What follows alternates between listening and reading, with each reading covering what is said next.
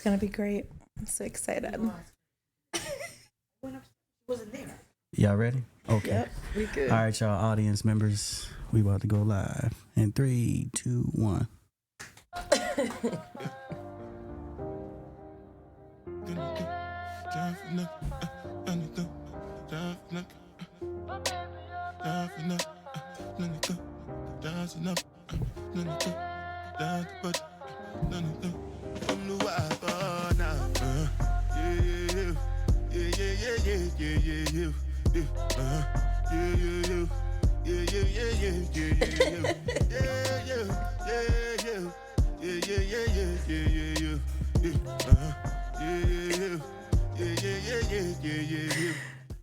Yo, what up? This your boy DJ Roby, aka Jay the Barber. We live on this edition of This is Bananas. Hey, appreciate y'all for sticking in there with us, man. We had some technical difficulties, you know what I'm saying? And had to work out a few kinks.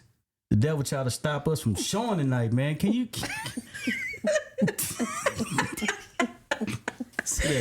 the devil is a lie, you know what I'm saying, on Thursday night. You know, I know why it is, man. You know, before, you know, people got their income tax checks today, man. So the internet is just buzzing, yo. It's just, it's dragging us out. Do you use AT&T or like what's the setup? Nah, man, I got Xfinity. Xfinity, yeah.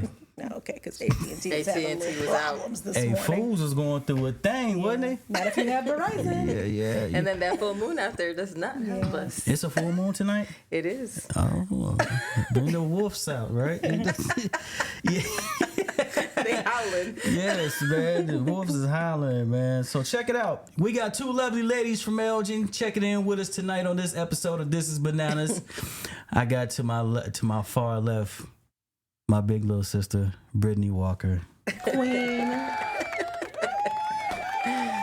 Yeah, give it up for Brittany Walker. If y'all can hear us out there, man, send some thumbs up through the comment box so you know we can know that we sound okay, man. And right here to my next left with the This is Bananas apparel T-shirt from Julie Ramirez, we got Patrica Williams. You know, labor that like she's just shy. She camera shy. Yeah, I am camera shy. I'm putting it in there. Shoot, man, you can't be camera shy though, man. You know what I'm saying? Appreciate y'all stopping in with us tonight, man. So we got some good drinks on deck, right? Yes. Appreciate that. Yeah. You got your glass. What happened with yours, man? It's water. Water tonight. That's the Negro water. Oh, every time I see. Every time I see, like, you know, just a little, like, is that Negro water? No, that'd be crazy, wouldn't it? It would be. I brought it at the fresh market too. Stop. Oh man, Hey, Stacy. Hey, the fresh market selling Negro water, man. That'd be crazy. you might get tempted. Yeah. Hey, listen. Anything goes, you know what I'm saying? It's too much. So look, since y'all drink, I'm gonna go ahead and pour my drink of juice. You know what I'm saying? I gave my life to the Lord a long time ago. You know what I'm saying? What happened to your big cup? Hey, you ain't supposed to be. You're not supposed to be. You know, y'all. There's a lot happening behind the scenes, everybody. Listen, man. It certainly is. Please bear with us. I was gonna try to keep up with them with drinking, so I had went to the cubby hole, man, the little stash, and brought out my little cup. Let me show y'all. Talking about little cup. That's overcompensating. That's what that is. Look at the difference. Look at the difference. Why That do is y'all, half a bottle. Why do y'all That is fill half it a up like bottle. halfway? It's a half fill. Like I need to fill mine like it's a Kool-Aid cup. Absolutely not. This is not a plastic cup. So it's a special way to drink wine. You need like a you know a few ounces. You don't need a big gulp of wine. I don't know what y'all heard, but I'm going for the gusto, man. I'm serious, man. I just feel like if I'm gonna do it, Just gonna do it. Just take the bottle then. no, then I'm gonna look like a wino. Right, exactly. Look like no That wine. cup might be. Hey, Today is actually I National hope my- Margarita Day. Is it? It is. So are you wanting a margarita? It's okay. It's okay. We'll do it again in 2025. We're gonna try it again. We're gonna get it right then. Yeah. I did not know it was National Margarita Day. On income tax drop day, huh? Is that what today is? Hey, I heard that all the crab shacks was booked. Stop. Stop.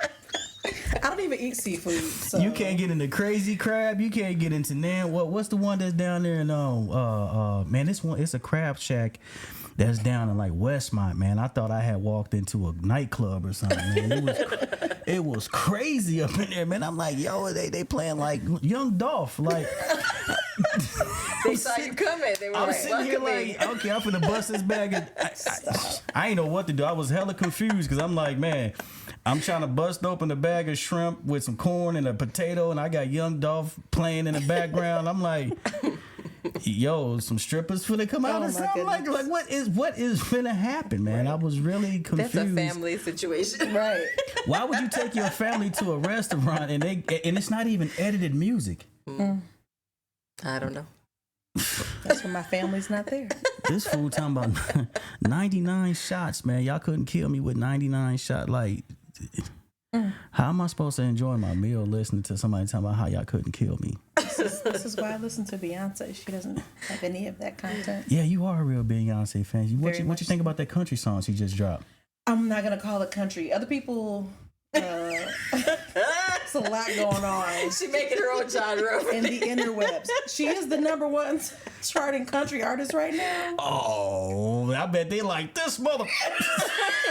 You gotta be kidding. But I mean, I am a Beyonce fan through and through, so I'm gonna dance to it. I actually just got my cowboy boots in today. Ooh. Oh, look at her. Just her package came in. Like a quick little, something drops. I'm ready. Ooh. Hey, look, I went. Listen. We went to the rodeo a couple weeks ago. Yeah. It wasn't really the rodeo. It was a bull riding competition. Them dudes is nuts, man. It's like crazy. Yeah, They're but pretty serious about that. Yeah. as y'all see, I brought me a hat. You know what I'm saying? I'm like, okay, I got to get the boots next. So I went to the place that I knew, the Elgin Mall. Stop. I knew you were going to say that. Why did I know you were going to say that? I don't know You what cut it those before boots it are left. made. And I be got. I said, hey, look, how much are those? This dude told me like $500 for a pair. Stop playing. At the Elgin Flea Market. Man. Look, let me help you out. So the last time we went to Nashville, I thought $200 was a lot. Thank you. But I mean, if they're charging $500 in Elgin, you may as well take a trip to You Nashville. might want to go to Nashville. No, they got you, sir. I need to go somewhere with them You boots. need to send like, your. Oh, I'm sorry. Taco They're saying it is country on the internet. So Beyonce is country I music. accept it as whatever it is. I'm a Beyonce fan, is what I'm saying. What do they call it? The beehive? The Yes. bee's nest? So Uh-oh. she. The So beehive, the bee's nest, the beehive. You've not heard that? the What? bee's nest. No, I have not heard that. I don't know too much about making that Beyonce. up. So Well, what? they don't nest. He's making you mad. It's okay. Hey, listen, I ain't trying to make nobody mad about Beyonce. You feel me? But so she is. What is it? Beyonce, The bee what? beehive. The beehive. She gonna have to switch that up since she done switch. What would you think it'd be like the barnyard or something? The barnyard. It's the bee yard, maybe, not barnyard. Bee's barnyard. Okay. I'm not gonna rebrand her people. You're not gonna get that Like on tape. No, you're not. bees, Beyonce's barnyard. Okay. It's okay. We're gonna leave Beyonce Bri- alone. Hey, she Brittany's gonna gonna have. be like, She gonna change have. subject. Look. What we're not gonna do is mess with the hive. You gonna get some stings on Hey, here. she gonna have to get a. Thank you. Yes, it's the hive. The Just leave it at hive. that. Hey, listen, I ain't trying to spark up no flames here, but Yeah. I'm just saying though, man. If You you cross start. over, is there a video to the song? It's not a real video. She has like a visual, which is just like a repetitive, like it's like a 10-second rotation. Is she in chaps? She's not in much. Let's just say that. She need to have on some chaps, man. But there's been like 100 different content creators that have created line dances, which is really cool. You ever did the country line dance? Yes, in U46 school district because it was a required unit. Was it? In the 90s for whatever reason. What? What year I'm was sorry. this? Did you guys not do line dancing? No, they had me dosey doing. That wasn't. That's what I'm saying. They had us doing straight up line dances for like 5 in weeks. the gym? Yes. Okay, Oh, it's my coming God. to me. What did It's we coming learn to from that? Help me. I didn't think that was Community the. that's watching. Please tell me if you did a line dancing unit. They What's wanted up, you to Mom? come out at least School knowing district. one step or two. Look, all I remember, I don't understand what a grapevine and like I don't know what we were doing. They in there teaching kids the Cupid shuffle now though.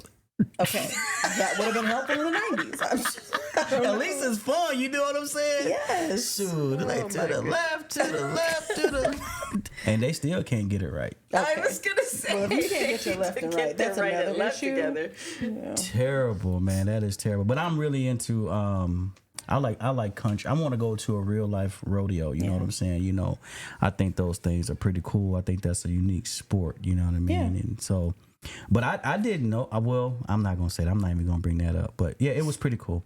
It was pretty cool. You know what I'm saying? So yeah. So here we are. Here we are, man. Live in the cave. Got a lot of got some people. What did we say? I love to dance. I love to dance. You, Stacy, you really like the dosey doing with your partner in the gym? Look, What? The dance unit, like we had The a honky. dance unit. Oh wow, she But yeah, no. she done said it. The heel toe dosey do She said was not it, Stacy. It was not it. wow, man. No. That's crazy, man. I couldn't even imagine. You know what I'm saying? But you know what? It prepared me for this moment in B's time to where now I can use what I learned There you 25 years ago Okay. to now put it towards my Useful skill. So while we're still on this conversation of the Beehive, you went to a Beyonce concert in Europe or something like that. Paris. I did. So I saw Beyonce in London, Oh, London. and then I saw SZA in Paris. Oh, okay. So I got that wrong. tell me about that experience overseas. Look, when I saw that there was a concert coming up, Mm-hmm. anything in the Chicagoland area is overly expensive for no reason. Mm-hmm. Yes. I knew they were going to be ridiculous. The Euro tour tickets came out like a week before the American tour. Mm-hmm. So I said, okay, let me go ahead and get on the waiting list for that. Got on there. The tickets were regularly priced. Dad, Like- how much? Well, we were VIP, so we were on the floor. Did you expect anything less? Look, if you're going to do it, Do it. do it.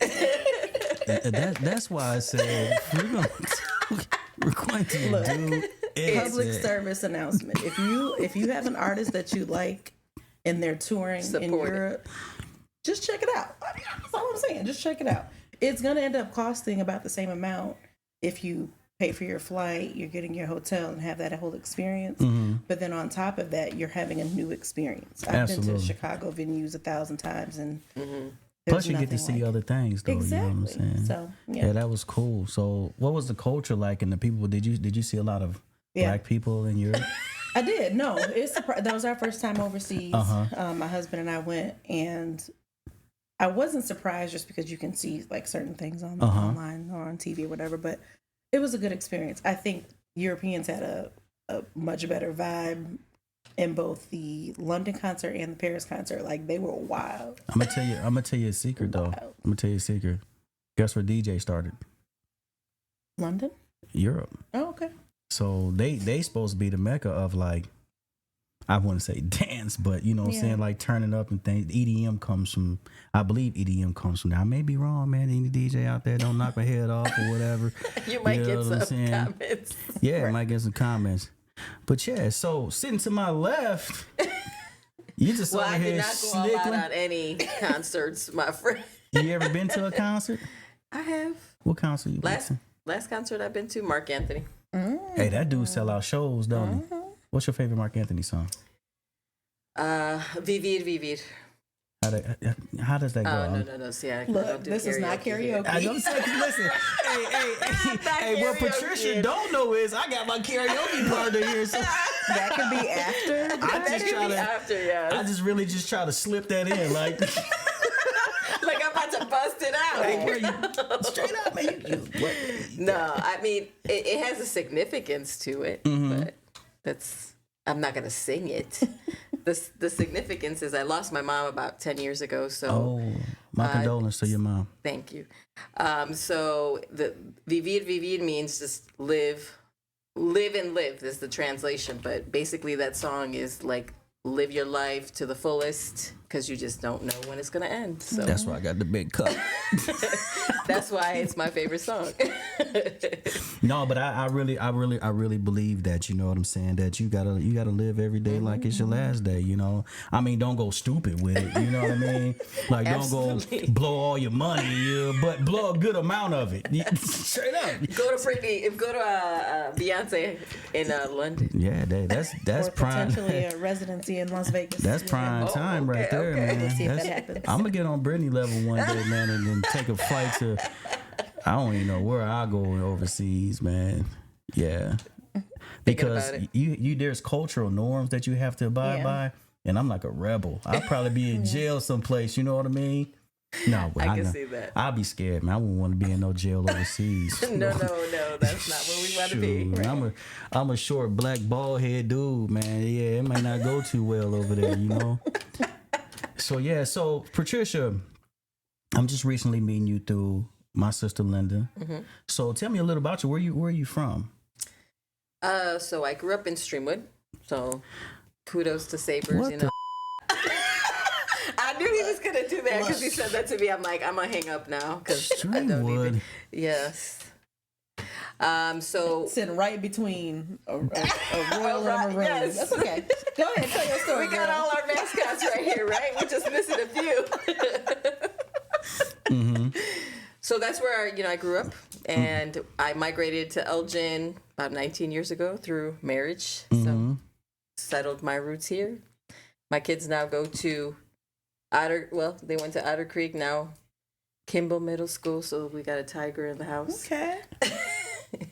And I don't know where her high school will be because she's following a program. That young lady right there is in middle school? Yes. I thought she was like a grown woman just coming to hang out with you. Jesus Christ. She's 12. No. Yes. If y'all can see this girl, does she play volleyball, basketball? She's not using her skills, right? Say hello to the people. Come on over, keep moving. Jesus. Say hi. I can't see myself. You know Miss Coleman watching, right? She rocking her fro today. Hey, power to the people, right? There you go. Yeah, so you're in 7th grade. Hold on, I'm gonna pause a second because I'm gonna put it on the spot.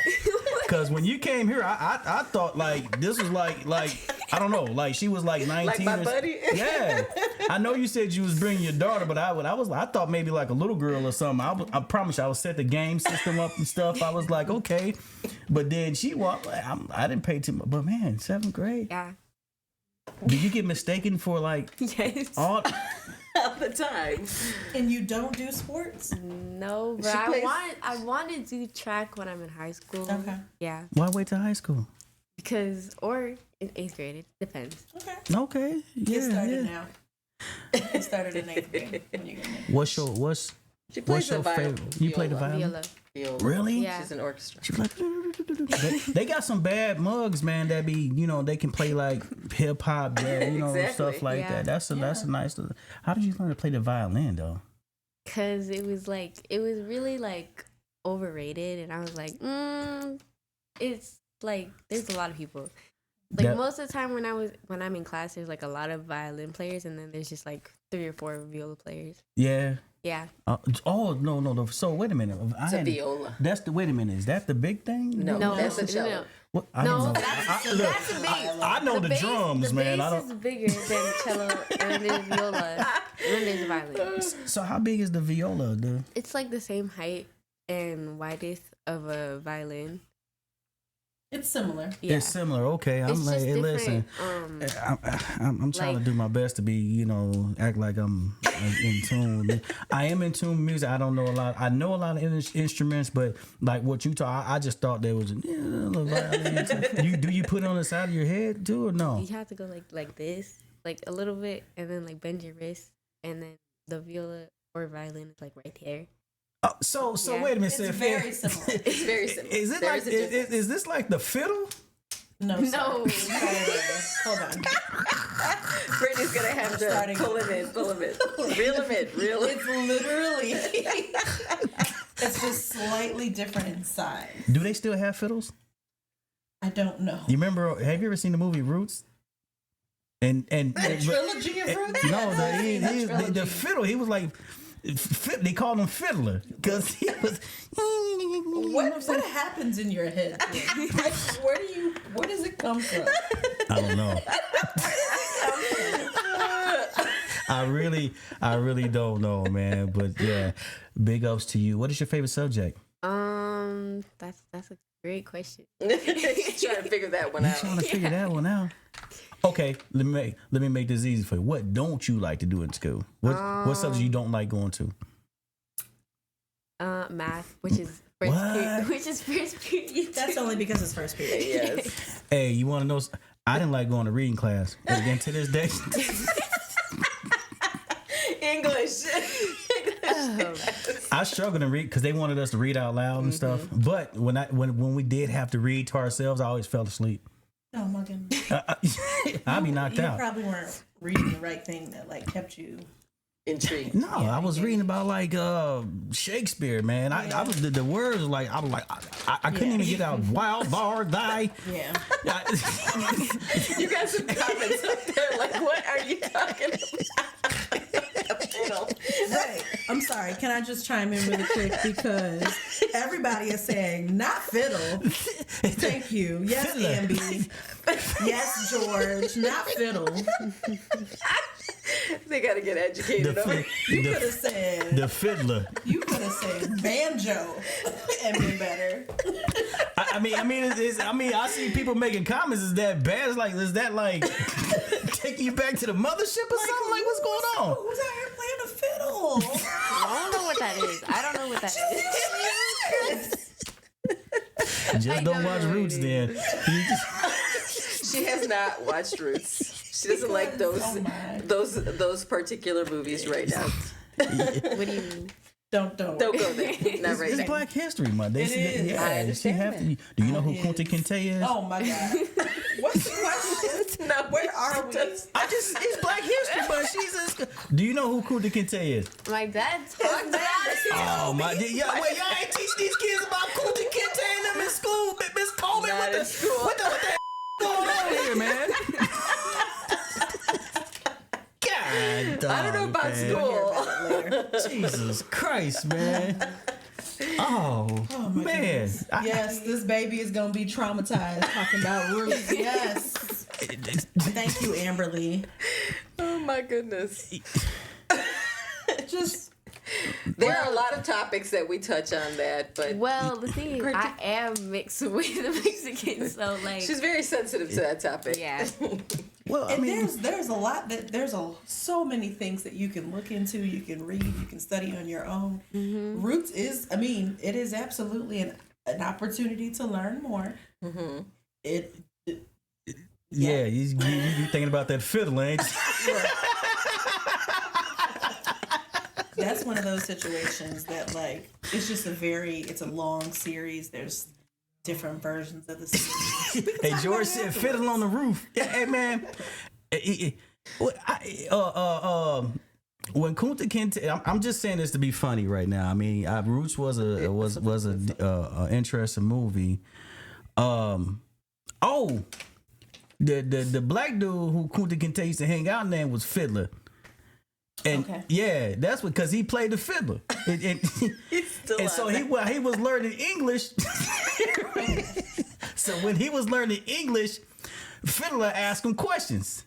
And he be like, Fiddler be like, what that is over there? He be like, that's a squirrel, Fiddler. That's a squirrel over there under that tree there, Fiddler. What? but she plays viola. Yeah, That's where this started. Yes, that's correct. Is somebody questioning where we go with this conversation? Hey, Ambi Renee said she'll watch Roots and be ready to throw that fiddle at somebody, man. Exactly. Hey, yeah, And listen. Ambi is the one. Hey, listen. I'm all about good energy. I'm all about, and sometimes, not all the time, I'm about good energy. But letting people know about things, you know what I'm saying? It's not, Kunti can tell you, the movie Roots is not a bad movie. It's actually a good movie, you know what I mean? They did show it back in the day as a history type. Can you imagine how the black kids felt watching Roots in school? My mom's watching. Hello, Dr. May Hicks Jones. She said when she was in school, they actually watched it as part of her as an assignment. No kidding. Wow. Yeah. How many fights we have after school, man? Something funny. My daughter's birthday's coming up. And so I'm looking at this theater, different for her birthday party. It's Imagine in Batavia. Never been there. But Illinois' largest screen. they have a Black History Month, and you know what the two movies are? Oh God. Oh no. Please don't tell me. Oh no. Is it like Lion King? No. Oh. Something about like Compton, going back to Like Straight Outta Compton? Straight Outta Compton Okay. is a Black History Month movie. What? Yes. Wait, hold on, and then what's the second and then there's the one that I love Denzel Washington, but I don't like him in that movie. Training Day? No, the other one. Okay, good. As long as it's not Training Day. Where he's portraying good Lord, in Harlem. Oh, American Gangster. Those are the two. What the is going on here, man? That's Black History Month for you in Batavia. No, that's like saying we finna get on that with you, month. Like who in chose? Batavia. I was like, wow. Yo, Is this really if going there's on? anybody, listen. I let me make this public service announcement, as my sister Brittany says here. If there's anybody in here that's affiliated with Batavia School District, what's that? 303? 303? No, Batavia. I don't know what Batavia. Batavia is. They're in a league on their own. 301? And you're showing American Gangster. American and Gangster Straight Outta and Compton. Straight Out of Compton I said as a Black History movie. That is some bullshit. yeah. Look, I said Lion King and Ambi said Princess and the Frog. At this point, That's what I those would have thought. been two better options. Yeah. A Black History movie? I was like, seriously? What are they going to be playing for Hispanic Heritage Month? I mean, seriously. They could have played the movie Selma or something. Like, Yeah. Straight Out of Compton. Straight Outta Compton and American Gangster. You know what? I'm going to Batavia tomorrow. I'm just going to stop by, be like, hey, there's a few Who picked kids I this want out to check for up you? on. And by the way, I hear you guys playing Straight Outta Compton for Black History Month. Like, It's not great. see, that's why we're here, because we're gonna talk about some of those things. See, you have to be in tune and in touch with your clientele. Yeah. I don't just Black Straight Outta Compton ain't got a god thing to do with Black History. Black History Month. Thank you. Wow. Other than black characters. Yeah, man. They might have gotten it twisted. I'm sorry. What is your name again? What is your name? My name is Alondra. Alondra or Alondra. ¿Tú hablas español? That's all the words you got. No sé. Respond to him. No habla. Sí hablan. Sí, Mucho. hablo español. Poquito. Oh, okay. You got the accent down. Yeah. But I thought you like from Central America or something, you know? She from Guatemala. No, Afro Latina. Yeah, she gonna be dancing punta in a minute, man. Hey, real smooth, real spill though. You know about Afro Latinos? Yeah, I'm doing. Speaking of, for English, I'm doing an article. Well, there's articles. We're doing this for. She has an a radio assignment. voice. We're doing an assignment for English about like Underrepresentation. Ooh. or no. It was like articles, like argumentative articles, and I was like, I put Afro Latino underrepresentation in surveys. So I already have that down. That's right there. nice. I love that. Now, Mom, I gotta ask you. Yes. Because you and I had a conversation about. No, this is not me putting you on the spot or nothing. I'm just kind of curious now. Now, growing up, and my sister Linda over there, I can ask both of y'all. Yep. Is Afro Latinos like a big thing? Did they talk about it? Because I don't think a lot of people know. They did not talk about it. Mm-hmm. It is not really even talked about now. No. A little bit more, as Linda's saying. But so my husband, shout out to my husband over there. He is, always very curious mind on YouTube. Landed into some sort of video on YouTube where they were like Mexican, Afro Latinos, and babe. Did you know we're not the first ones to make Blackskins? And I'm like, dude, seriously? He's like, they exist in Mexico. And I'm like, really? Because I was intrigued. Like, I did not know that. And he's like, how do you not know that? You're Mexican. And I'm like, well, my parents really don't talk about that. So it's more and more that we, looked on, YouTube where you open up a can of worms there. Going to a rabbit hole, and there's a lot of videos showing that there continues to be discrimination even within our own country.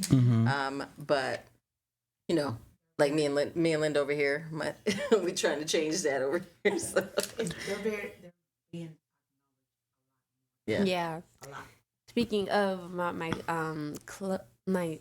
class, my school has like about more Afro Latinos than my past schools that I've been to. So it's been more comfortable seeing my type of race, my mixture in my school. Yeah, welcome to Elgin. We had some very big challenges. Yeah. Some conversations. There was a lot of tears from her on sixth grade to seventh grade. That was because I had friends that went to a different school, and like, if there's any teenagers or like young teenagers there, and you will get what I was doing and why. So yeah. I mean, what happened? Now you got me. Now you got my wheels are turning. She was just very heartbroken that she wasn't gonna transition from elementary to middle school with her friends. Okay. Right. So, and she blamed mom and dad for making her go to Kimball Middle School, and I don't know anyone there, and But that was my life is ruined. I can't believe I'm not gonna know. The whole the drama begins. The saga begins. Technically, you already know that I'm dramatic, so Theater. We have to enforce that in a positive way. Right. Without a My brain doubt. is always like, oh, what can we do with that? Without a doubt. Yeah. But now she appreciates, and I know one of the things that brings me back to I guess my generation is our parents looked at us and said, we're not gonna do what you want to do because your friends are gonna do it. Yeah. You're doing it because we need you to go there, right? Yeah. And the reason why she's at Kimball is she's following that dual language program. Oh, so okay. Otherwise, she Nice. would have gone to Kenyon Woods with the rest of her friends. yeah. But now that I think about it, I'm kind of glad I didn't go. No offense to Kenyon, but like the thing is, I don't really want to go there, and it's no hate. It's no hate. It's all good. Miss Coleman is pretty dope. Yeah, she is. Yeah, She Miss is. Coleman is pretty dope. She comes in our barbershop and gets a haircut, and we have our little conversations. You know what I'm saying? Can we give But- it up to Miss Coleman because Yes. to be an African American principal in U46 is Very, is very- dope in itself. yes. My first principal, Dr. Barbara Bonner, was in middle school. African American principal was in middle school, so I know how that does. And she to this day is still my mentor. I actually talked to her today. Big up Miss Coleman. Big up Miss Bonner. Yes.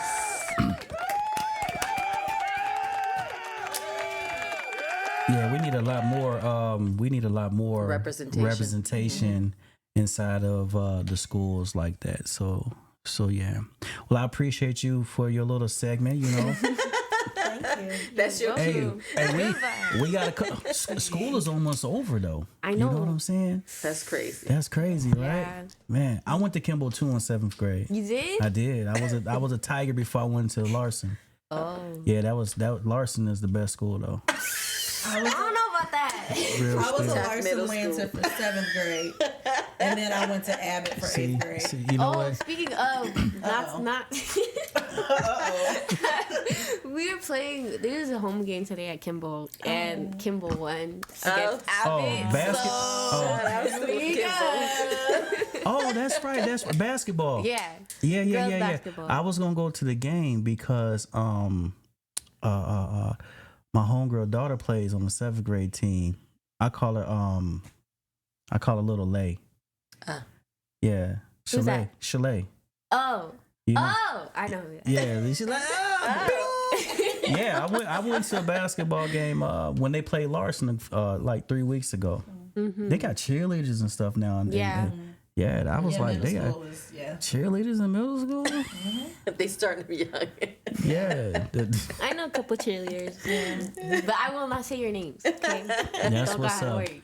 Well, I appreciate you stopping by, man. Okay. Peace and blessings. Stay. Hey, listen. Just pop out the piece. Yeah. I cannot believe this girl is in 7th grade, man. I'm really, yeah. So you have a daughter, you got a son that's I do. at Outer Creek. Yep, 5 years old. You moved to Elgin from Streamwood. Yep. You went to Streamwood High School. You did. was oh my God, you was a Saber. I was like Saber. warming Shout out up. to I my was Sabres. warming up to you too until you just. That is a new fact that I didn't know. Is that going to diminish I things? know Patricia personally, and I feel like that has changed things. And I just told Jimmy, what is up with the West and East? Like, I don't understand that war. And Like, that's the it's thing just is like love. Streamwood was so not even part of the conversation. No, it was not. we like if you went to Streamwood, you was like I don't know, like boozy, stuck up. You know what I mean? Wow. Yeah, for real. Well, my husband is on the contrary. He thought that I was like, mixing on the wrong crowd. Let's just say that, because I was sporting my Dickies and Oh, you was looking you was like a Oh, chola. yeah.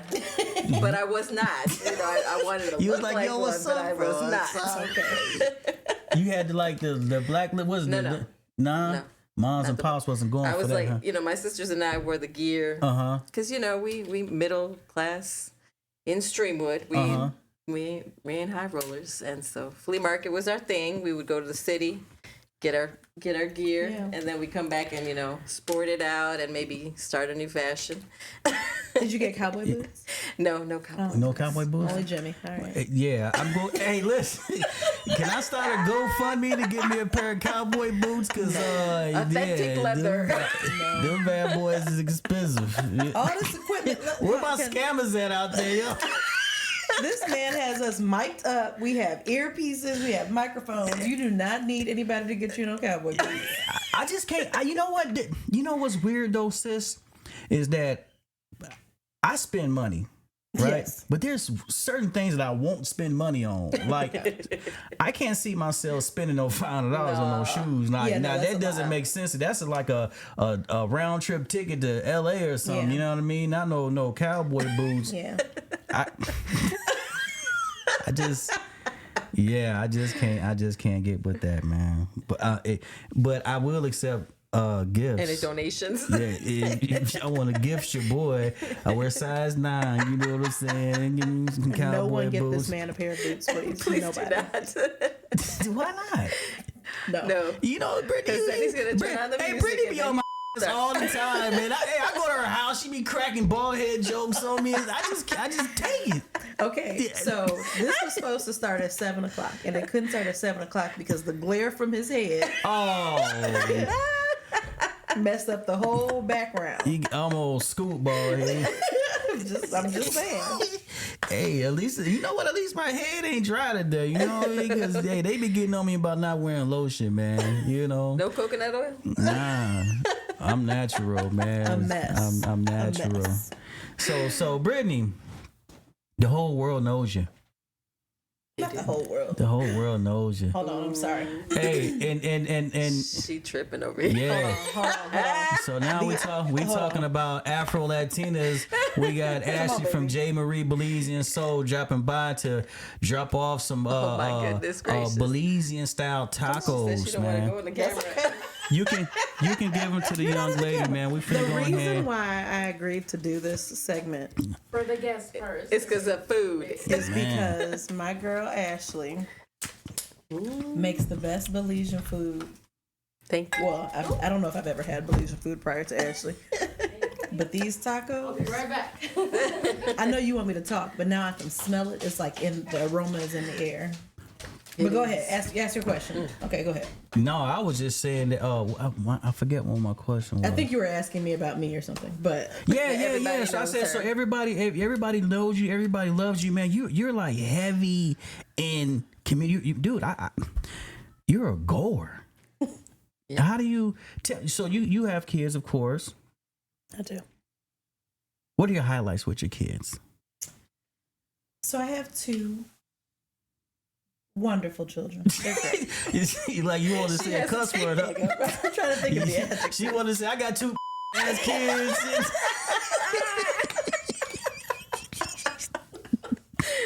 Oh my. Two kids. If anybody follows me on social media, I love talking about those kids. I refer to them as the boy and the girl. There was an actor in the movie that did that. What?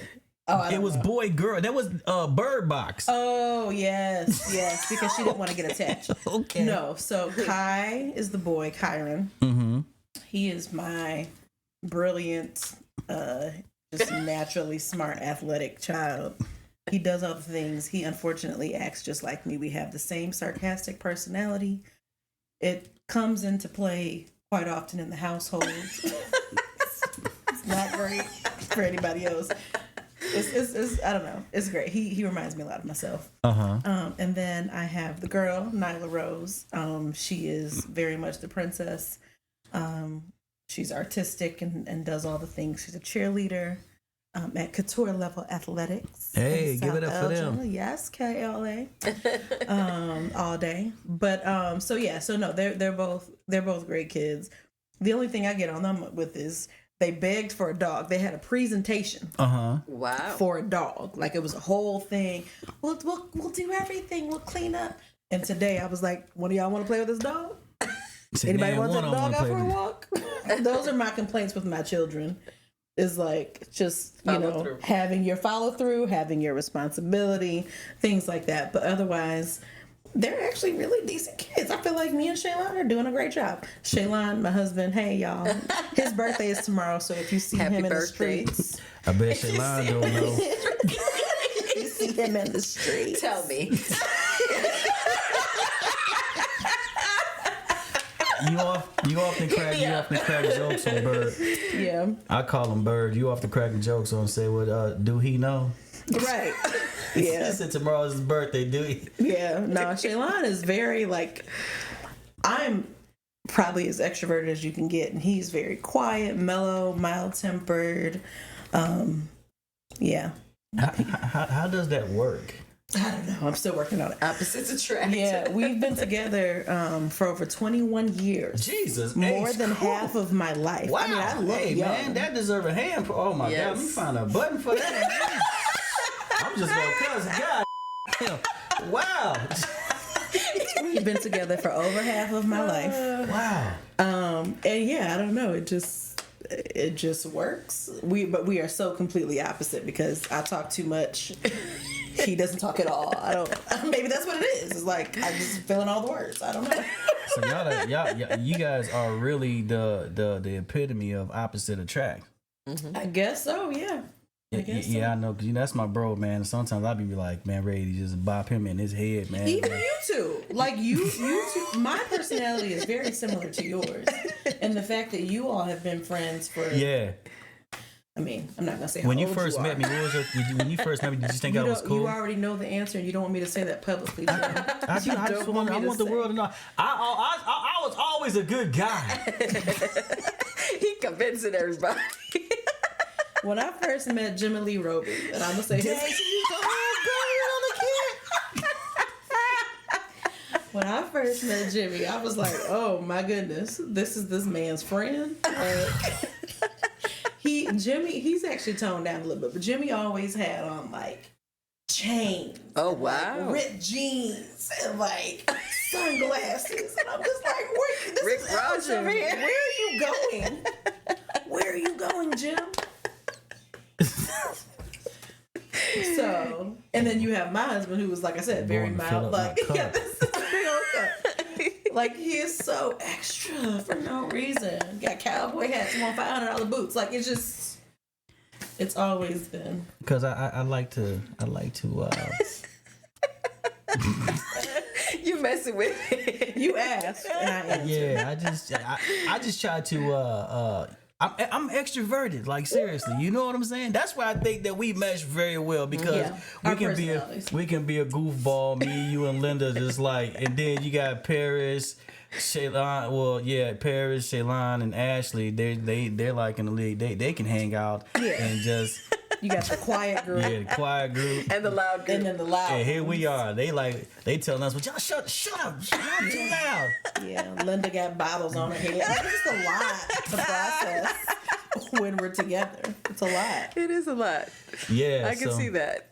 So yeah, so that's what's up. So here we are, and you guys gonna eat the tacos, man? Y'all just looking. I was just waiting for you to say No. it. Okay. Go ahead, man. Bless it. Jesus wept. That's the shortest verse. Did you say grace? So yeah, so I'm not gonna eat this cube, by the way. I'm about to get in here. And the mic is right in front of you. they gonna hear you smacking, licking lips and fingertips. You, And here she come again. She coming. yeah, I ain't think I wanted. I'm good right now though. Yeah, cause I've been an 8 and went to sleep on the show, man. Hey, I got an itch. I would eat and go to sleep. I don't have a problem sleeping anywhere. You know what I mean? That is terrible. It is terrible, but So sometimes yeah. it's needed. So your son is in the football, and your daughter's. Hold on for a second.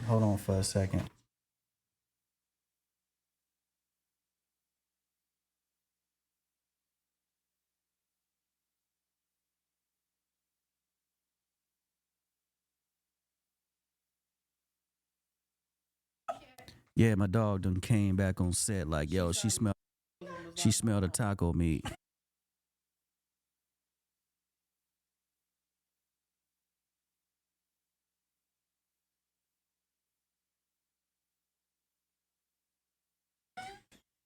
Yeah, man, had to get the dog situated, man. She like, yo, where my taco at? You feel me? Let's talk about it. I'm sorry, Jimmy. Now everybody know your name, Jimmy Lee.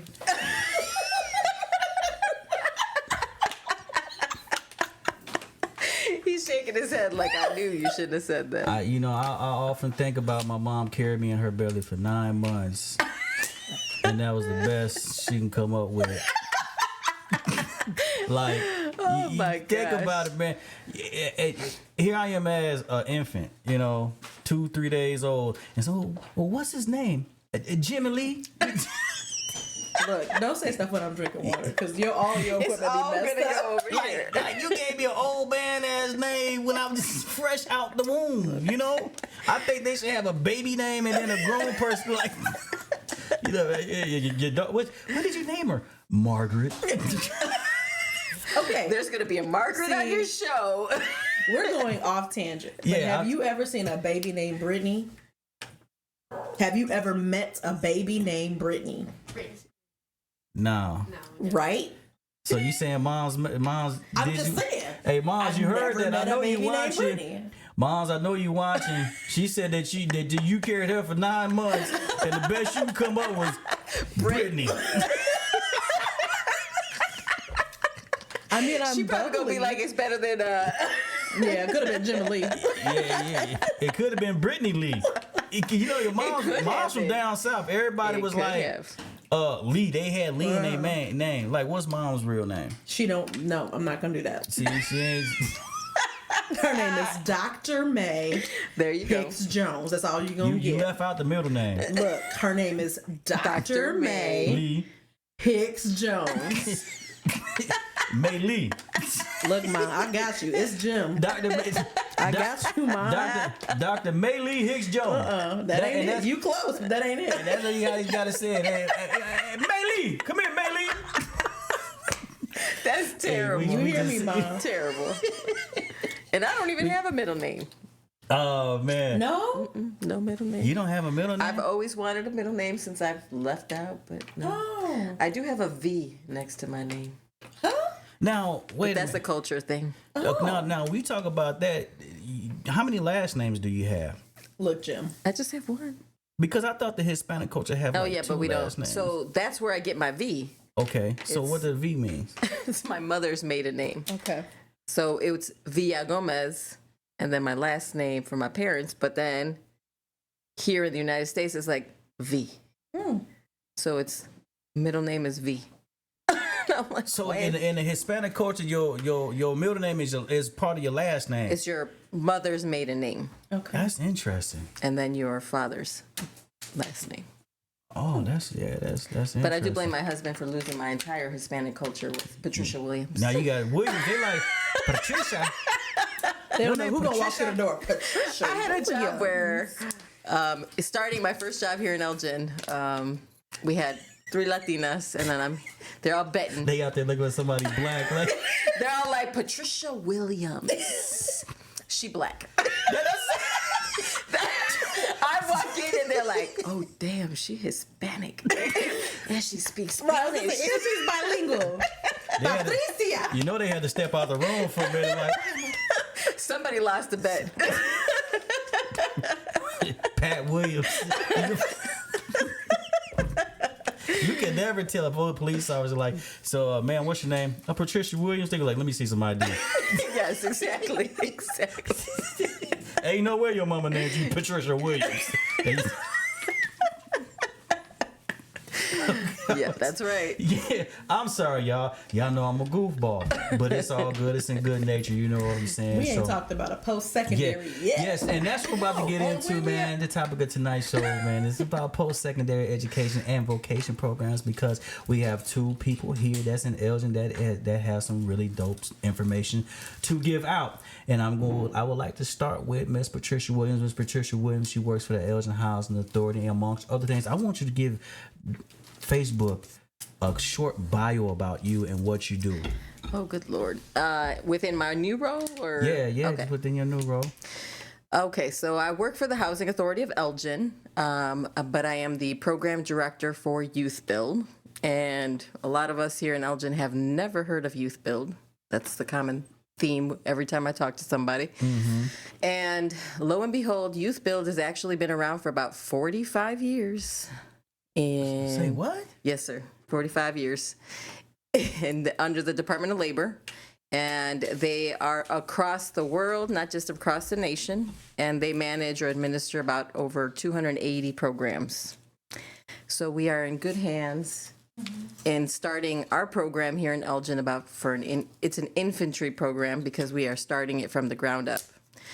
And so the Housing Authority of Elgin received its fundings May of 2023. They usually give new grantees about 4 months to get the ball rolling and start a program. I was hired with them August of 2023. Okay. And came across a couple barriers. I think me and Brittany had a come into Jesus moment in my office a couple times. Trying to figure out and brainstorm on how we can get this program started. I think that a lot of the feedback that I get is there's a lot of skeptical, not believing in the program because it's free. And it provides a lot of needed services for our Black and Brown communities. Reason why I did take the job because I was employed previously to August 2023. I stepped away from a role that I was extremely passionate about due to my background being, Mexican American, bilingual. I was representing the community under ESL, needing a lot of that language barrier situation here in our area. We have a lot of immigrants coming into the country that are wanting to learn the language. So that was my passion. I'm a first generation Mexican American. So being the interpreter for my family, that tore me leaving that role. But the big passion that brought me to Youth Build is I do believe that we need to mold our youth and provide those nuggets to succeed, right? So that's our next change. That generation can be our next change. So I was kind of thinking about something catchy to say since you're all on the radio, right? So so I was thinking, okay, so passion about providing leadership into our community, specifically those that are going to be able to do some social civic change in our local communities. So, giving them those leadership skills to bring them to the table instead of being on the menu. Yeah. So one of the quotes that I live by is if you're not at the table, you are on the menu. It's very political to me, but that's what I believe in, and that's what keeps me going every day here. So exactly, I know you mentioned Youth Build. A lot of people out there may not know exactly what Youth Build is and what they do. Can you tell elaborate? us? Yeah. So Youth Build is a program that exists to provide at-risk disadvantaged youth, ages 16 to 24 years of age, an opportunity for those that have dropped out of high school to come back and get their GED and or high school diploma, provide some construction skills, basic construction skills. We have aligned some really good partnerships in this area. One being Habitat for Humanity of Northern Fox Valley. They've identified 3 homes that are currently needed to be built, and our youth are going to be part of that build. So that's extremely huge to get them on site and get those skills going. We've also partnered up with a local nonprofit called Elgin Area Men's Shed, who is serving also in a volunteer base, showing them basic wood skills in their lab. They're off of 25 and Liberty. So those are the 2 partners that are providing those hands-on experience, teaching them the basics of, measuring, stud finding, putting a wall up, all of those basic skills that are needed to build a home. So with this Youth Build program, how does an individual find this? So it's just by marketing, by flyers right now. We don't really have a lot of social media presence. We're working on that with the Housing Authority of Elgin. One of the goals or vision that our CEO has is to build Youth Build as a nonprofit so that we can open it up to additional resources in the community. Since we are under a government entity, which is the Housing Authority of Elgin, who is funded by HUD, there's some limitations and resources outside that we may not be able to go after if we don't fulfill that nonprofit status. So that's one of his visions that will help us fund, because the Department of Labor has restrictions on certain things that you can and cannot spend those fund money. So we can't use it on meals. Some of our participants may not have, a hot meal, 3 hot meals a day. So we want to make sure that we can provide the ones that they are when we're in the classroom. So that's a limitation that we can certainly, seek other funding if we are a nonprofit. Absolutely. Outside of other sponsorships or donations. So flyers is with the QR code. I know that's a big thing with youth. We're doing and word of mouth presentations. We're trying to just make some good connections in the community to help spread that word. Okay, I got a question. Also, by the way, ladies and gentlemen, do me a favor, please share this live stream, please, and thank you. Also, if you have questions, comments, and concerns, and you would like to tap in and ask Patricia or Brittany any type of question, or myself a question, the number is scrolling across the street. I can't even get this. The screen. The screen. It's 847-802-9074. If you'd like to chime in, I'll give you a couple minutes to ask the question so we can answer whatever questions. So Stephanie says, how do you find an at-risk youth and a disadvantaged youth? So there are different criterias under that. So one could be a low income. So there is income criterias. They could be a foster child. They could be an offender that is looking to turn around their life and, get back on right track. So, probation, coming out of probation, that certainly can be something that we can work with. It also could be, we talk about foster care. A lot of foster kids are aging out. And so this could be an opportunity for them to take so that they can provide some self-sufficiency along the way there. So to answer her question, it's low income. It's the income qualification that we really trigger us. We talked a lot about what qualifies a youth, right? Those that have, dropped out of high school. But there are exceptions, right? There's a 25% exception where someone can actually graduate from high school, still want to be part of our program for the construction piece or the leadership development piece.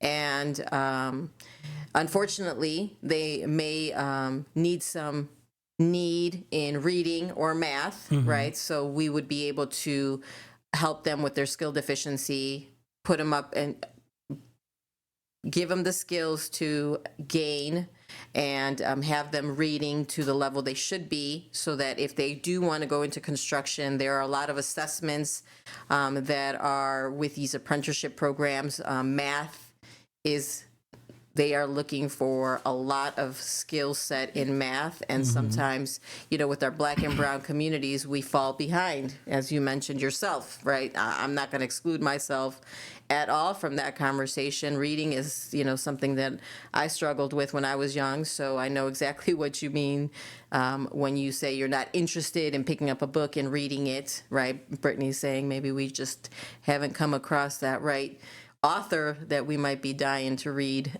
So, but that's another way of another youth to come to us. But my favorite component out of the three is leadership development. Why? Because it's the Department of Labor ranks them. So we have to follow this rule called 50-40-10. Unfortunately, it's the 10% that I'm talking about, but to me, I'm more passionate about leadership development because I know that some of us don't have mentors like Brittany mentioned, that we're dying to get that positive role models. And most of our disadvantaged at-risk children might be born in a single-family home that need that positive reinforcement from a male mentor. So we're looking to recruit mentors that would be willing to make a difference in these kids' lives. But we are interjecting things that we couldn't get in our normal education. So financial literacy impacts us at this very age, even at a younger age. So to me, it's important to start as young as we can with financial literacy. It could definitely make or break us. We want to all strive to be Miss Brittany over here and be going to London to see, Beyonce's. or buying another property in Vegas, right? So so we must be doing something wrong. But financial literacy, mental health, that's not something that's more taboo for us in our Black and brown communities. We don't really talk about mental health. So we want to introduce mental health in a positive way in our program. Food and nutrition.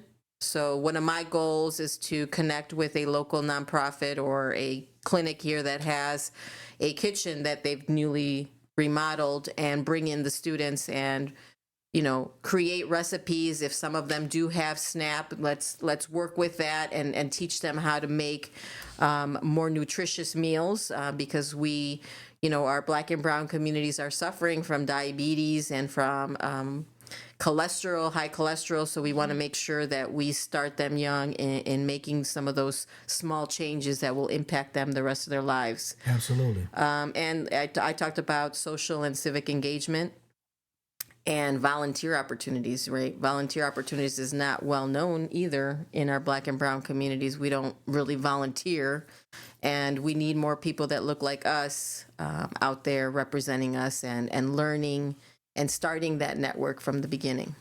Okay, I got a question. I got a quick question coming in from Carol Flowers. She says, if they live at home but have no income, will they be considered low income, or will it be based off their parents' income? It depends on their age. If they are adults, then we would probably more so take in their individual income. If it's zero, then that's what we would document. What would that age be? 16 to 24 is the age that we're looking at, but if anyone over 18 is considered an adult, so if they're not working, then that's the income we would base it on. Oh, okay. So, ladies and gentlemen, you hear it. I mean, we still got more questions coming in. I would like for you all to share the page, tag somebody that has a kid that's at the house, maybe that lacks motivation, lack a little skill, and needs something to get into. The Elgin Housing Authority is right now offering a vocation for these individuals. You know what I mean? I hope I'm saying it right. Yeah. So it's a pre-apprenticeship program is what we're considered, and end goal is job placement. So we prepare them in our leadership development. We're going to be doing resume writing, interview skills. We do make sure we try to provide supportive services because we know that our at-risk disadvantaged kids have barriers, and we want to make sure that we provide those supportive services as they come based on an individual's need. Oh, that's nice. So have you guys introduced this program into the schools? We have, but with District U46, we want to make sure that we those that are following through on their high school career, we want to make sure that they stick with that and not discourage them to come to our program because they're going to get the construction component. We want to make sure that we have to be very careful about not encouraging them to drop out. Well, I think it's a conversation that still can be had with some of the guidance counselors who have because they have kids who are on track and they have kids that aren't on track. You know Correct. what I'm saying? So instead of the kids that aren't off track, just letting them fade to black, say, hey, listen, if you're thinking about if you feel like you're not going to graduate on time, or you're talking about you want to get your GED, here's this program. Yes, yeah, and we do have with alignment of education for collaboration, or alignment collaboration for education. I think I'm twisted those words. We are a partner. They are in the community. They work very closely with District U46, and they have invited us to speak to all counselors. They did have a professional day where our students were home, and my kids were home, and they had their professional development day. And I went to Naperville to speak to over 40 counselors there about Youth Build. Huh? That's Naperville. It is Naperville. Yeah, they took them to Nicor Gas in Naperville. Now they U46, man, you got to do better. You understand what I'm saying? I'm not trying to be funny or nothing, but like you guys go to Naperville. Naperville is a pretty affluent area, where here in Elgin we're like a small city in the suburbs. Right. U46, you have a lot of Title I schools. A lot of Title I. Right. Yeah. And you're not embracing this? Right. I have a question. Is it, and I'm sorry if you said this, is it only Elgin area, or like what's your reach? So it was originally just Elgin area, but we were told by our Department of Labor coach that we can expand it as long as there's not another youth build program that we're overlapping. And out here, we don't have one close in proximity outside of Aurora, who also was a first grantee with Urban League. So they have their own program going on out there. But that's, we all know the Aurora is 45 minutes out So we aren't really competing as of that. But to your point, Jimmy, we have a lot of youth in our own district, Absolutely. in our own city, and surrounding areas that we would like to serve. It's just trying to get that word out to the right people. So social media, I know, is important to us. We're really working with our CEO to get that going, and a website, aside from just the Housing Authority of Elgin. The misconception out there, and I want to make sure I address it, is this program, just because it is funded directly from the Housing Authority of Elgin, it is not strictly for Housing Authority of Elgin clients. It is for anyone out there ages 16 to 24 that is looking to make a difference in their life, and it's an alternate program to the traditional classroom that you would get at District U46.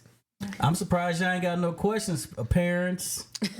Y'all got a lot of kids if they ain't in high school, getting ready to get up out of high school. So we're here tonight, to as an open forum, as an open discussion about post-secondary and vocation opportunities. So come on with the questions. That's why we're here. You know what I'm saying? Again, you can call in 847-802-9074, or you can ask the questions that's in the comment box. So I think this is a pretty good program that's being rolled out. So right now, they can just go onto the website and what? So there's a flyer with a QR code. They fill out a survey, about 6 to 8 questions, and then someone will get back to them 24 to 48 hours to let them know any of any upcoming orientations that are going on. And we do have one that is coming up on March 18th through March 28th. So if you have anyone that's interested, I will definitely share that flyer with Jimmy so he can post it on his social media. And see if you all are interested. There'll be a QR code, and I'll share the link as well so that you can click on it and complete that survey, and we'll get back to you. Okay, I got a quick question coming from Stephanie Lyons Bleak. This can be for Brittany or you, Patricia. It says, how do you suggest finding opportunities for kids that are on track but not college bound? Great question. So for post-secondary, and that's why the language has changed to post-secondary versus college, like you said, college readiness or college bound. When I worked in U46, my title was college readiness coordinator, and I was there for 8 years, and probably into year 5 or 6, most of what my language was very much post-secondary, which was just finding things for students to do after they've completed their graduation of high school. There are a lot of programs that would be available, usually in work readiness. So if a student knows that when they graduate, they want to go into whatever it could sector, be, whatever that particular direction is. A lot of times there's opportunities for you to work within the company that you're going into and work your way up. And they have some more advancement programs that will help students kind of navigate that. In addition to that, if they're not necessarily going the college route, colleges still offer like entrepreneurial programs and certifications that will help students kind of get on track to where they need to go to make a livable wage. Because that's ultimately what we're trying to do, is just make sure that, you're not just, we don't want students to just have a job. We want students to start a career. And starting a career doesn't necessarily mean that you need to have a bachelor's or master's degree, but it means that you have to have some sort of education that prepares you for that area of career. Yeah, just yesterday I was on a panel at Larkin High School through Royals. ACE, through Alignment Collaboration for Education, and specifically on the trade panelists. So apprenticeships and trade, and we had Elgin Community College there. They are definitely stepping up their game and offering some apprenticeship programs in culinary, automotive, also HVAC. So those are all programs that they can certainly start with, and then get connected to a job through their employer listing. We did have also some electricians from specific trades. A lot of the comments, again, are heavy on the math. So if you're weak in the math, that's fine. We can help you, get on track with the math so that when you are taking those assessments, you're not disqualified, because, apparently some of our parents think that, trades could be, a fallback if it's not, 4-year degree. But trades are getting very competitive. So, and especially with apprenticeships, because you're working and earning while you're learning. So that's exactly what, is definitely something that I would have loved an opportunity to have. So it is a very competitive world out there, specifically in the unions, especially with, their caveat is you have to pass the drug tests. So those are all things that we need to, prepare our youth for. Well, speaking, you, I was going to ask you about that. So when they go to the website, they, get the QR code and whatnot, they put the information in. From that point, do they have to, is there an assessment? So, or yes. So there's a 9-day orientation that we have, and we provide, we expose them to every component that they will be essentially working on through the program, so that they understand what that curriculum is going to look like, what they're going to be exposed to, what they're going to learn, who they're going to work with, because some of the partners are there. And then we provide an assessment for them in their reading and math skills to understand what levels of comprehension they have there. And then we also do drug tests and background checks. And that's not to disqualify them in any way. That's just to understand their barriers. We talked about supportive services. So if there is a youth that might be, occasionally dabbling here and there, but wants to take this as a serious career, then we make sure that we provide those supportive services so that they get back on track. So everybody pretty much is accepted. Not necessarily. I mean, they need to make sure that they're on time, because we're trying to establish good routine habits that are required for any job. Being on time and being present every day, drug free, making sure that you're there to do the job that you were hired to do. So we do that. We work with them on those soft and hard skills that they need to be in the workforce. Yeah. Now, so I'm not trying to ruffle no feathers or anything like that, but I'm listening to this. This is somewhat similar to like Job Corp. It is very similar. Very similar to Job. Okay. I was just like, this is kind of similar to I'm not sure if the Job Corp doesn't earn while you learn component. No. So I think that might be the. I think they do. They do? I think they do, but they do have strict rules and regulations that if you do test positive for drugs, and you will get kicked out. You know what I'm saying? But I think they live there. That might be the difference. Yeah, that's the difference. They live at the facility. So parents that's out there, man, if you got a student that's struggling in school, if they're not on track to graduate, if they have no aspirations to graduate, please reach out to the Elgin Housing Authority for this information to give your kids some type of hope, give your kids some type of future, because you don't want them to be on the corner of 31 and Kimball Street asking for change. Is that not exactly where your office is located? No, we had 31, but we didn't get 31. What is that? 31 and Locust, something like that. Yeah, you want to, or living on or being on your couch for the rest of their life. You know what I'm saying? So like, yeah. I'm a firm believer that, college isn't for everyone, but I think that this program is really decent. It gives individuals an opportunity to go out here and to try something different, which leads to my next person of interest, which is my big sis Britt, because she is the guru at college readiness coordinator. What is your? I'm sorry, I'm messing things up. Get it together. That's literally just juice.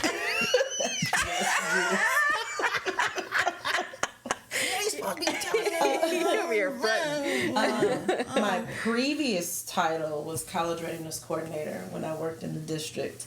I do college and career consulting now. Okay. And yeah, it's like you said, all things post-secondary that will help students or young adults be successful and have a livable wage and a career as they move forward. So the biggest thing about that is there is no direct path for anyone. Mm-hmm. Some people can, they'll go to college and they'll do 4 years and they'll become a nurse or they'll become a teacher or whatever it is.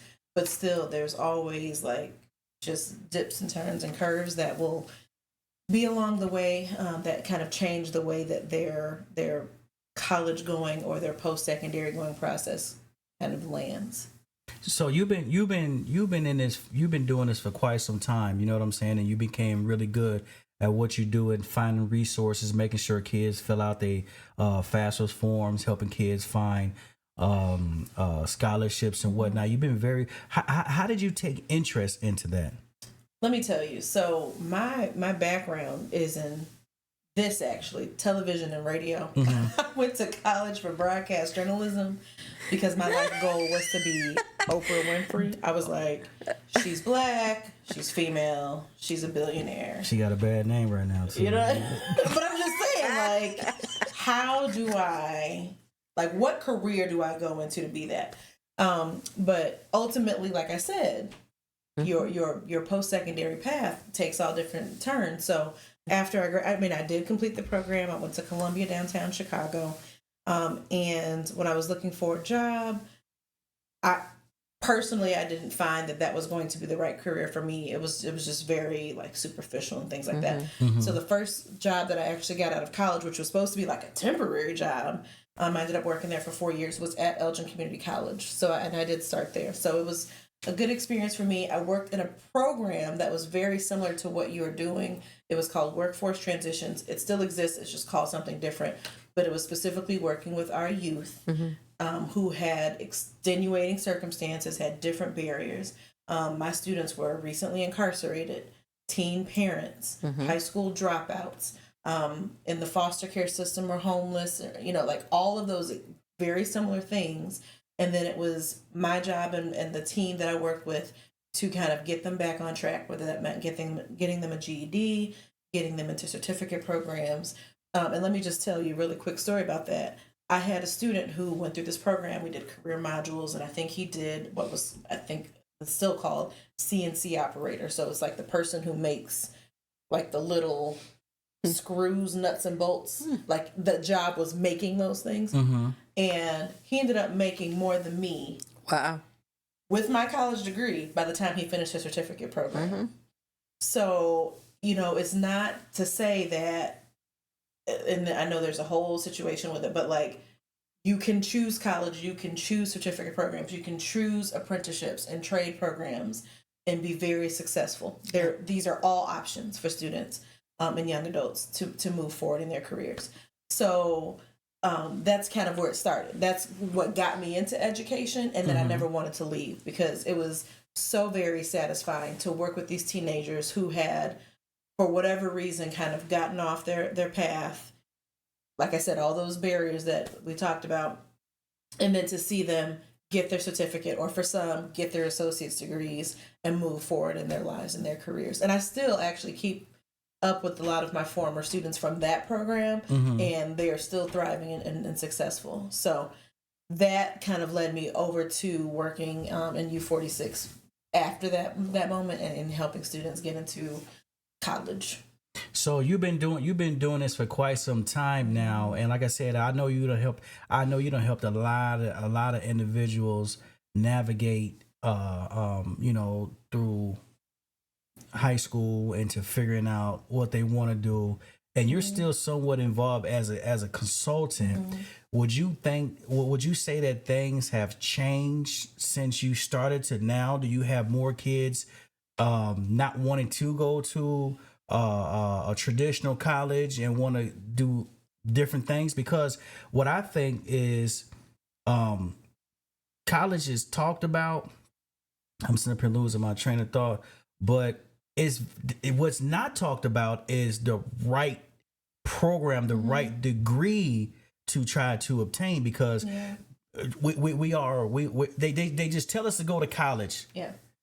But they don't tell us, okay, if you go for a psych degree, that you got to get your doctorate. Yeah. You understand what I'm saying? It's a very loose translation of, if you do this, you get to do that. But realistically, what my job ultimately was helping students kind of see 10 years out. It's more than just 4 years after you graduate, or 2 years after you graduate, or after you've gotten your certificate. Realistically, what can I do with that, and is that where you see yourself? And a lot of that change and transition happens when you're in school, because I might have a student that says, I want to go into school to be a nurse, and then they ultimately end up, changing their thing and going into medical research or whatever. There's going to be a lot of different variations of what students want to do. Yeah. And which is fine. Again, that is perfectly fine. I went to school for broadcasting and became a college readiness coordinator. Like, it's perfectly fine. The thing that I think a lot of students need, which this is what I feel like made me successful in my role in U46, was I got to know the student and I got to know the family. So you have to kind of have an understanding of, I know who this kid is in class, but like, what's coming along with them? Are they supported by their parents? Are they a first generation student? Are they helping support their family because they're the oldest in the family? All of that will play a huge part in what they are actually going to do, and not necessarily what they can accomplish, but what's going against them to make sure that they are able to accomplish that. And so there's a lot that kind of goes along with graduating from high school and then what you're going to do after that. And so you have to think about that. And honestly, at this point, I'm going to just talk on behalf of colleagues of mine. That is a lot for a counselor to kind of navigate with a student who has 400, 500, 600 kids on their caseload. Yeah. So they're just going to say, okay, you need to do your FAFSA. You need to apply for colleges. But like, in my role, in addition to the counselors, I was able to say, okay, Johnny, we have all these other things, these other obstacles that we have to overcome. This is what you really need to do to kind of navigate that. And I wish every school could have an additional role, like a college or post-secondary person. But, I mean, those are far in between. But you would think that you would think that since education, quote unquote, is important, that you would have these things set up. You would have these programs to make sure that your student body, so they won't, because everybody works off of numbers. Sure. Right. You know what I'm saying? That you can help individuals navigate this. Yeah. You know what I'm saying? Because in your role, it's almost like saying that you have to be, what is the word that I want to say? Kind of like an advisor in a sense, saying, you know what? Before you fill out this FAFSA, I need to know some things about 100%. You. So career assessments. Yes. And what actually happens is hopefully the high school prepares the student before they go to college. Hopefully, because then there are those people on the receiving end at the college that kind of take on that role to kind of help students follow that path. But let's just say Johnny is more suited to be in a trade program or an apprenticeship program because he is a more hands-on person. He's a more visual learner. He doesn't receive lecture the way that you would in a traditional college campus. Well, but now Johnny's already got a $30,000 student loan. Yeah. So again, yes, that does exist on the opposite and the receiving end at a college campus, or let's say even in a trade school. Like, there's a, I'll use an automotive school, UTI. Again, you're paying $30,000, $40,000 once you've gotten there and you realize, oh, actually, this is the exact automotive program I want, but I've already taken out this loan. So like, that is what's difficult for families and students. And there's a lot of families, and I'm going to say Black and brown families, who immediately are like, we're not taking out $30,000 in loans. Figure something else out. You know what I mean? And I get that. But then so then what is the path? What are you going to do? What are the steps that you're going to take? Because again, we need to see what your career is going to be. What is going to be a livable wage? Who are you going to be as your adult? Because your parents, I'm looking at Stephanie Belt. She wants your kids, get out the house. Like, hey, Stephanie. Get off my couch. Right, exactly. Like, we need to know where you're going and what you're doing, because at some point you need to take care of me.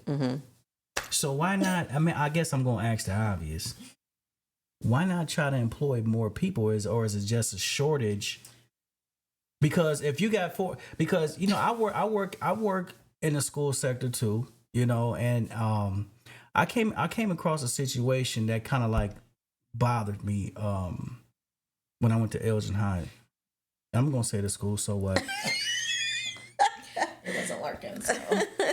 and this young man was sitting inside the office of his dean, and he was asking her a bunch of questions that she didn't have the answers to, and I just so happened to walk by, and I was like, let me go back, and because he was like, yeah, I don't know what maybe I want to be a mechanic, I don't know, he was just saying, and I was like, hey man, what's your name? Yeah. And he told me his name, and I asked her, said, you mind if I come in for a second? She was like, no, I'll come in.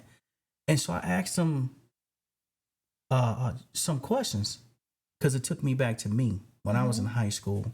And one thing that happened to me when I was in high school, it wasn't until the second semester of my junior year that I even found out what a GPA was. That's way too late. You understand? That's way too late. Yes. You understand now what I'm saying? They're almost obsolete. Schools are getting rid of them. But yeah. Oh, are they? Because when I asked this young man, because he was like, oh, I don't know what college I want to go to, but I want to go to a college. And she was like, yeah, well, maybe we can get, and this is a dean. This is not even his counselor. You understand? And so I was like, I asked the young man, do you even know what your GPA is? He's like, what's that? And he's a senior. Yeah, no, that's not great. So I mean, there's a lot of things. You have overworked staff, and look, I'm looking at things, working in a school on the administrative side of things. As a parent, I look at things as a parent. Yeah. College graduate, I was not a first generation student, so that was one thing that I always looked at with students, and knowing that like that's another struggle that I actually personally did not have to go through, and I know that's something that is an additional barrier when you don't have someone in your household that has filled out a FAFSA, or someone in your household that has walked the college campus for 2 years, 4 years, whatever. That's a different situation that you're dealing with and planning it for yourself. So I understand that. But I'm sorry, I didn't mean to cut you off. But they have career days at school when they bring in vocation programs, but throughout the year they're not reinforcing that. They're not reinforcing that's scratching the surface. Well, yes, and honestly, what I think you really need, and which is like the program that I offered when I was and the program that I did when I worked in Elgin Community College was called they called it career modules. Mm-hmm. So we got to go in, and if we went to the culinary arts program at ECC, we got to see a live chef. We got to go in the back, see the kitchen. We got to touch the utensils. Like, those are experiences that every student needs to see and feel and do, even if it's temporarily, to see, what is a day like in this career? Can I actually do this? But when you have a school with 2,000 and 3,000 students, and it's hard to manage, and 200 businesses, like how does that actually work? So it's more of a systematic situation where that has to be evaluated. Education is not perfect. It's just one of those things where it's like some kids are going to get it and others are not, which is very sad. It hurts to say it. Are we in a hamster wheel now then? Look. Someone did comment, and which this is so very true. When I first started in college and career readiness, when that's what it was called, it was very much college. Everyone's going to college. We need to do this. Where are you going? If you're not going to UIC, you're going to ECC. Like whatever. Whatever. That was the conversation. Some acronym, right? You were going to somebody C. You know what I'm saying?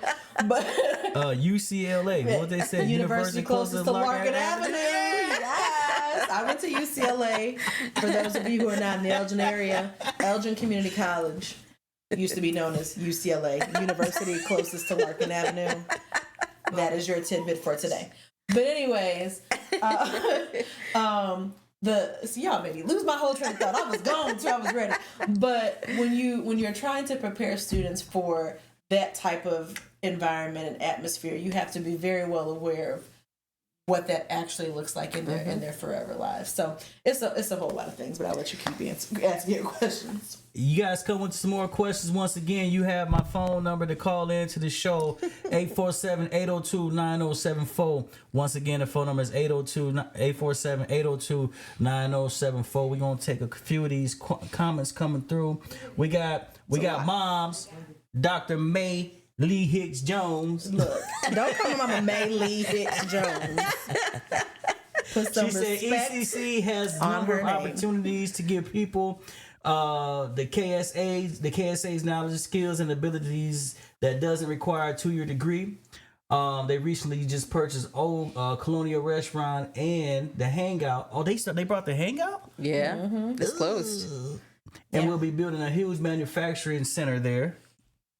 And let me just say, for those who don't know, May Hicks Jones is one of ECC's top business professors, and I'm doing a commercial for her.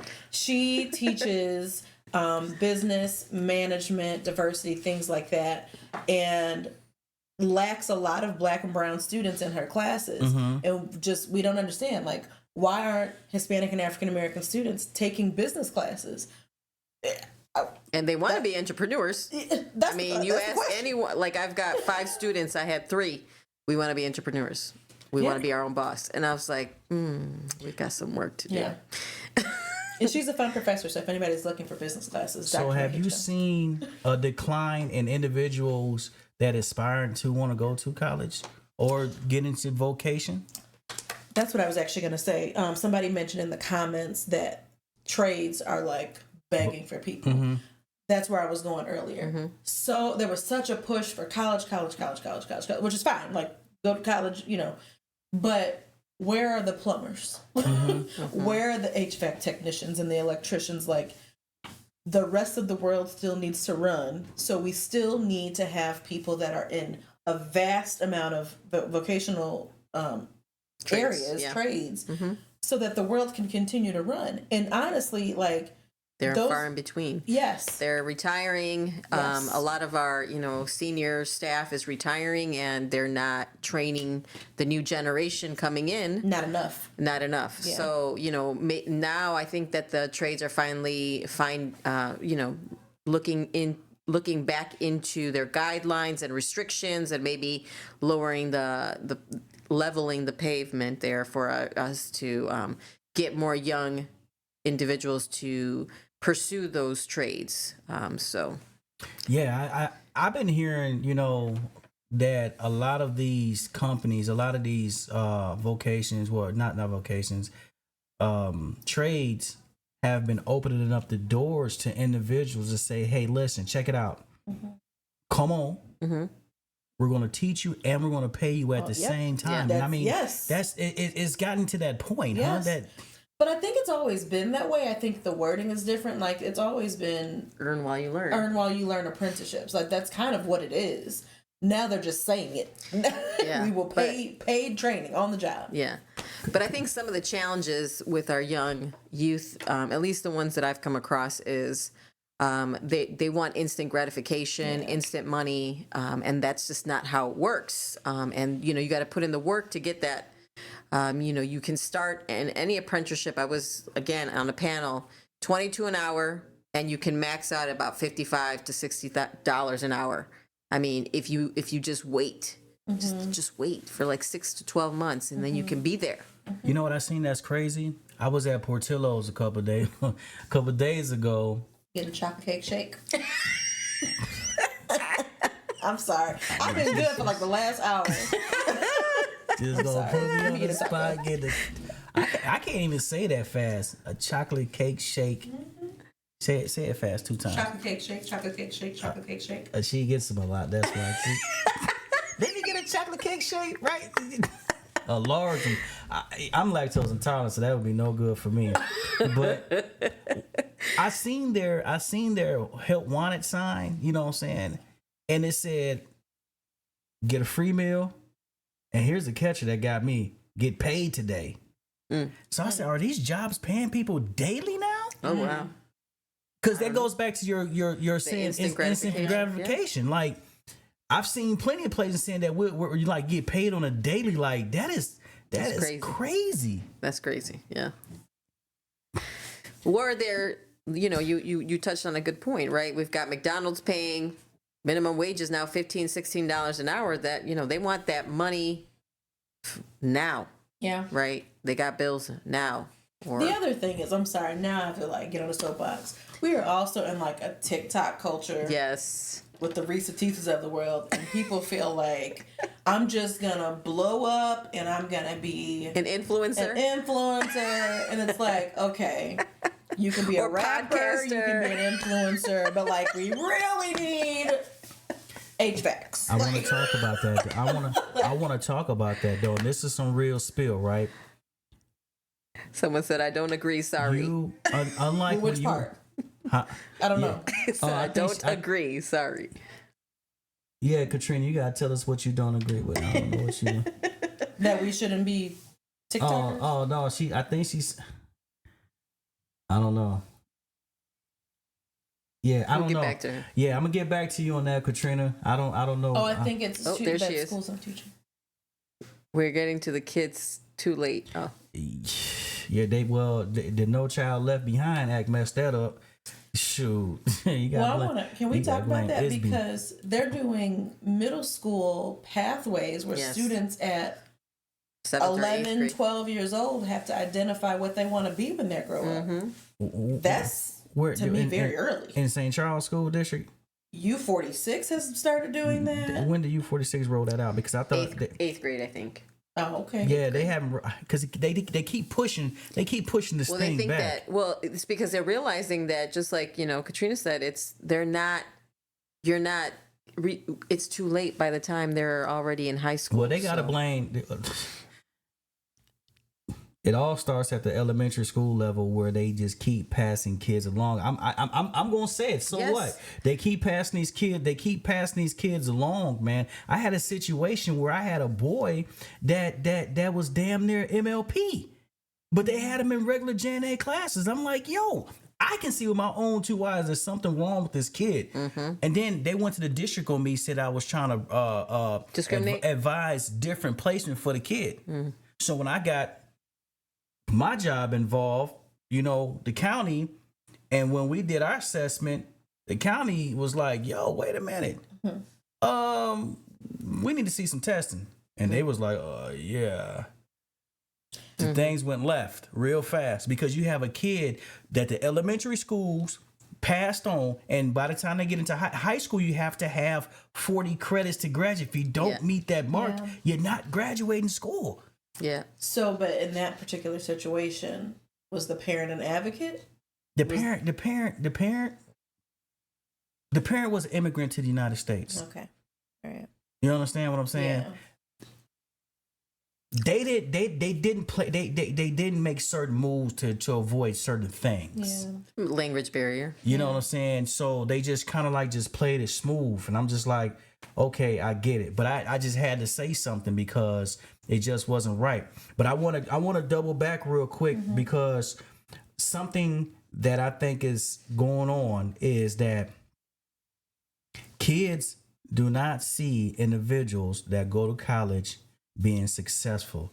They see rappers, right? They see TikToks, yes. They see Instagram, and sports I think players. Sports players. So why am I gonna go to college and come out in debt? And I'm watching this with my own two eyes. I see it every day. I see people talk about, can we get a break on the student loans and all this. I'm seeing this with my own two eyes. Why am I gonna put myself in a situation to struggle when all I got to do is make a couple videos and be successful? They don't see successful college students. Right. So I think society needs to turn this thing. The narrative. They need to change the narrative. Yeah. Until they change the narrative, like I don't know if you answered the question or not, but I think the enrollment in college is going to decline. Oh, it did. I mean, during the pandemic, like you saw a surge in the community colleges. Just because why am I going to be on the computer and pay $40,000? You know what I mean? Like, so yeah, no, that absolutely has happened, and I don't have the official data to back that up, but just from knowing experiences and knowing colleagues and things like that, that absolutely did happen. But then where are those people going? Because a few, the numbers increased slightly for the community college, but we still have businesses that don't have workers and staff, and even at the management level, there are still lots of vacancies in, education for teachers, and a whole lot of people jump ship out of education.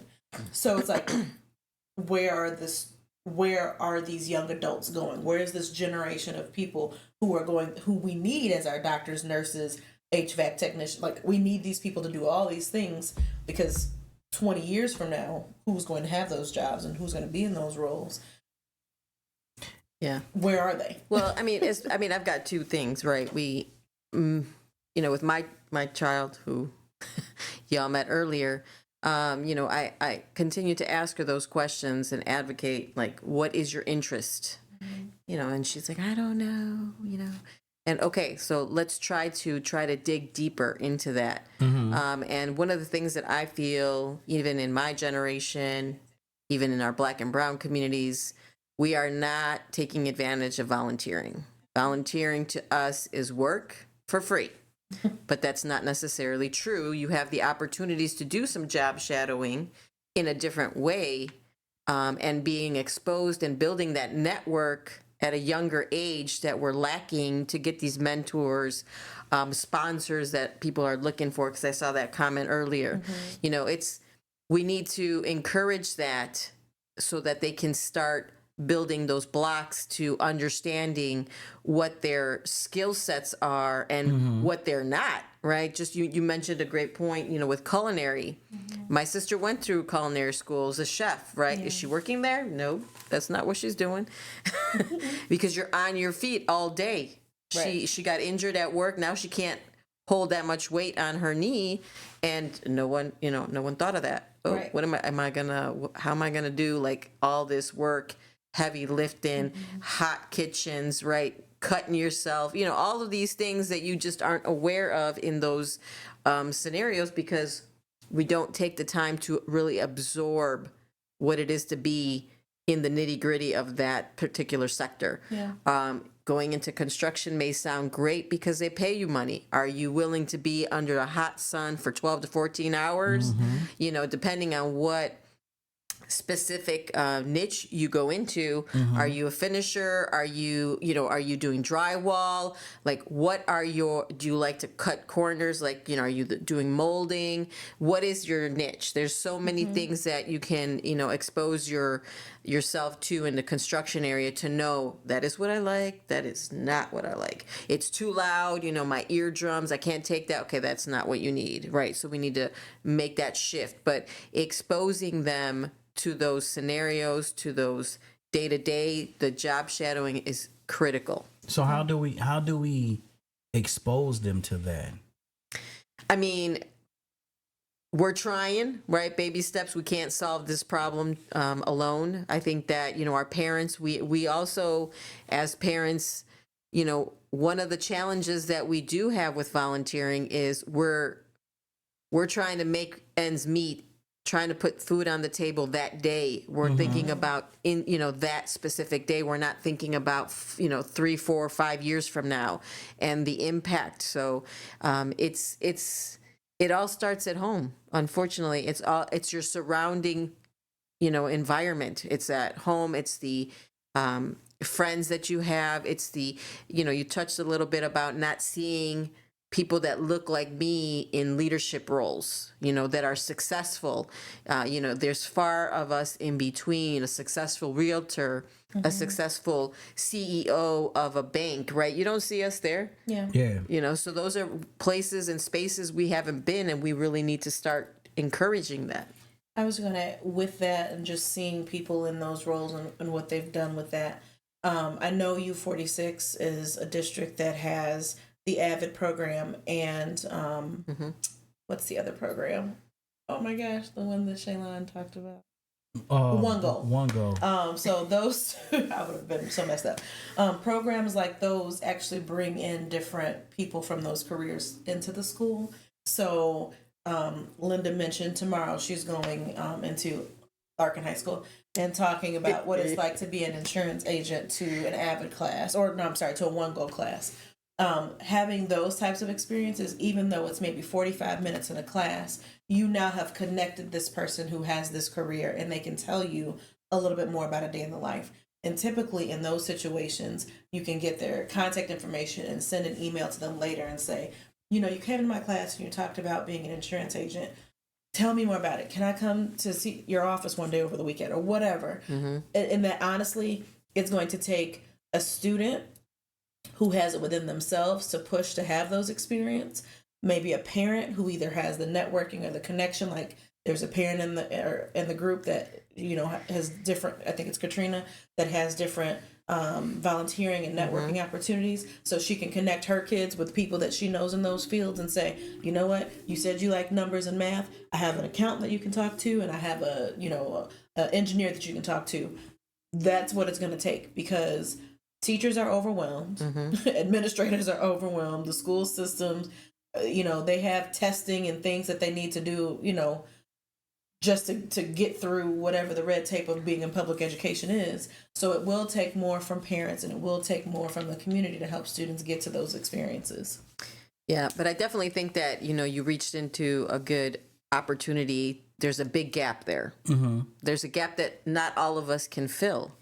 And it takes we've heard it, all of us, at least here, in our generation, it takes a community to raise you. Right. And so it's not just the parents, it's not just the school, it's, other individuals in that person's life that can help push that.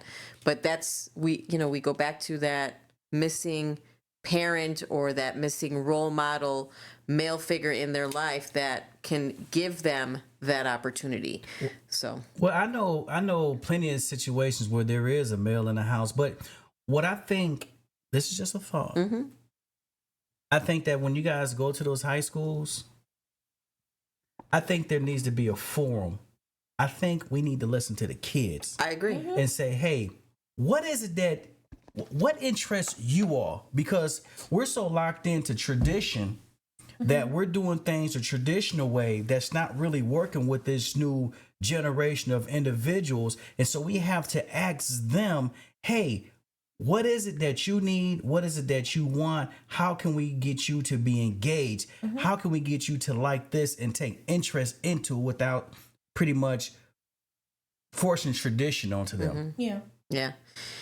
And part of that is I completely agree with you. Again, going back to what I experienced yesterday in a room full of 126 students looking at us with their, like a deer in headlights. I don't know if I was even looking at their face, if their eyes weren't dug in their phone, because they're just going through the motion of being present, but not really being present, right? So how are we getting that message across to them as to them actually absorbing it and processing it and then making something of that?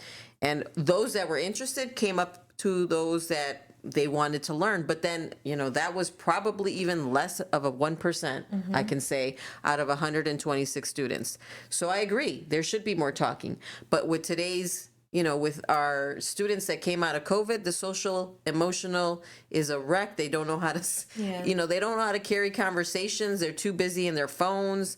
They don't want to communicate. You ask them, they're like, I don't know.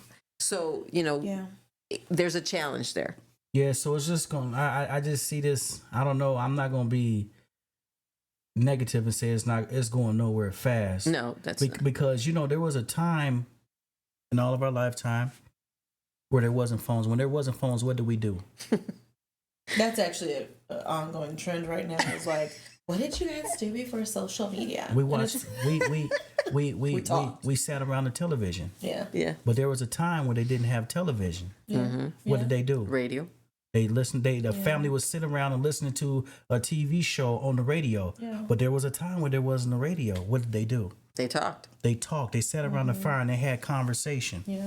You know what I'm saying? So the phone is a distraction. And this is 2024. What is this looking like in 2030? Yeah. It's exactly the same conversation I had with an IT guy in my office today. My kids, our kids are going to be like, you don't know what we had to go to. We had to hold the phone and scroll up, while meanwhile we're all over here like scrolling on the air. We don't know what to expect with any of that technology and the AI going into the future. But that's the comparison, right? We did not have a phone in the car expecting Wi-Fi to be turned on. We just looked out the window and watched whatever was going by. Katrina says that we have to relate to them. Yes, you're absolutely right. We have to relate to them. However, when it comes to relate to them, when y'all say teachers are overworked and whatnot, but also too, I don't think a lot of individuals that are employed are relatable to to the clients in that building. Mm-hmm. You understand what I'm saying? So it's like you have, and no offense to anybody, you go to I don't know, one of these schools where these schools are 70% Latino, and they all there's all Caucasian teachers, Mm-hmm. and they all live in Barrington. Right. They're You not understand in what the I'm city. saying? Or St. Charles, 100%. No, 100%. Yeah. So, but then the criteria for an individual that can relate to them, and I know it sucks, but the people that can relate to them don't qualify. So I'm not telling ISB to dumb it down, but I'm telling ISB to dumb it down. Seriously, you have to.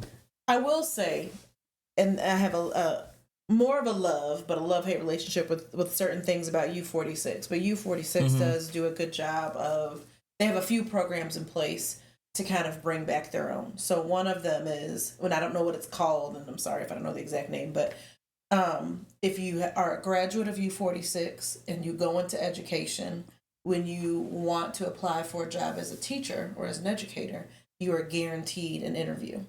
Mm-hmm. That's one program. They have another program that if you work in the district and you're looking to advance your career, and there's very specific things, special education, dual language, and things like that. Mm-hmm. If you want to advance your education, there's programs. I don't know if it's a tuition reimbursement or if there's specific classes that will help you get to that point so that you can elevate your status, whether you're going from a teacher to administrator or whatever in the district. So they do things like that, which helps people return back to the district so that you do know, the organization, like the district, the people, the families, the community. They also have a very large amount of alumni in both teaching and administrative roles. So I do think that they're in-house several teachers and administrators that students can look towards. Mm-hmm. But I'm not saying that it's enough. I'm just saying it does happen, and it is happening in different districts that will help students kind of see what their future could be if they were to go into that particular direction. That's all I'm saying. Yeah. So let me clarify something. I said something that was totally wrong. Not dumb it down, but change up the qualification standards, because everywhere I go from U46 to District 300 to District 303, everybody is looking for substitute teachers, but can't pull substitute teachers because there is a qualification that is not being met. These people don't have what they don't qualify. Let's just say that. And it sucks because you don't want to have to lower your standard to get people in the building, but you have to lower your standard to get people in the building. You have to. Otherwise, you're gonna get a high burnout rate. You're gonna constantly get a counselor that has a caseload in a school, and we talking about 500-600 students with 8 counselors. That's at a small school. You go to a school like Bonzi that's got 4,500 students. You who knows what your caseload? You're not touching. I don't give a dog if you pull 2 students a day. You're not touching you're not touching all these students. You're not building a relationship. You're not building relationships with none of them. You know what I'm saying? So I think people, and I'm just saying this from my experience and from what I see. And I'm not an educator, but I work in education. I see a lot of these people chilling out. Yeah. Straight up, when I walk into these schools and I go into these guidance counselors, it's supposed to be this thing like we was talking about, like, hey man, getting to know your student. Why is the same students coming to your office? You're chilling out with the same students, man. And Tommy boy, he is he's The drowning. forgotten child. He's drowning. Mm-hmm. I had a student at a particular school in U46 where last year I said, hey, I want to speak to the counselor of this student because this is one of the kids that I mentor, and this boy in his second year in high school has 7 credits. Wow. There is no way on God's green earth that this young man was going to successfully graduate a traditional high school on time. We have to pull him out while we can and put him into credit recovery. And when I met that lady this year, she was like, well, it's his choice. It's his choice. No, there's no choice no more because now he on his third year and he's credit deficient. So at some point in time, we're gonna have this come to Jesus moment. Was it gonna be his fourth year in school? Now he's going now his fourth year of school and he has 20 more credits to fulfill. You think this student is gonna want to stay in college stay in high school another 2 years and a credit recovery program to finish up high school? They're gone. Yeah. And what happens to those kids? That's my question. Those are the kids we're trying to reach. I don't know where to reach them.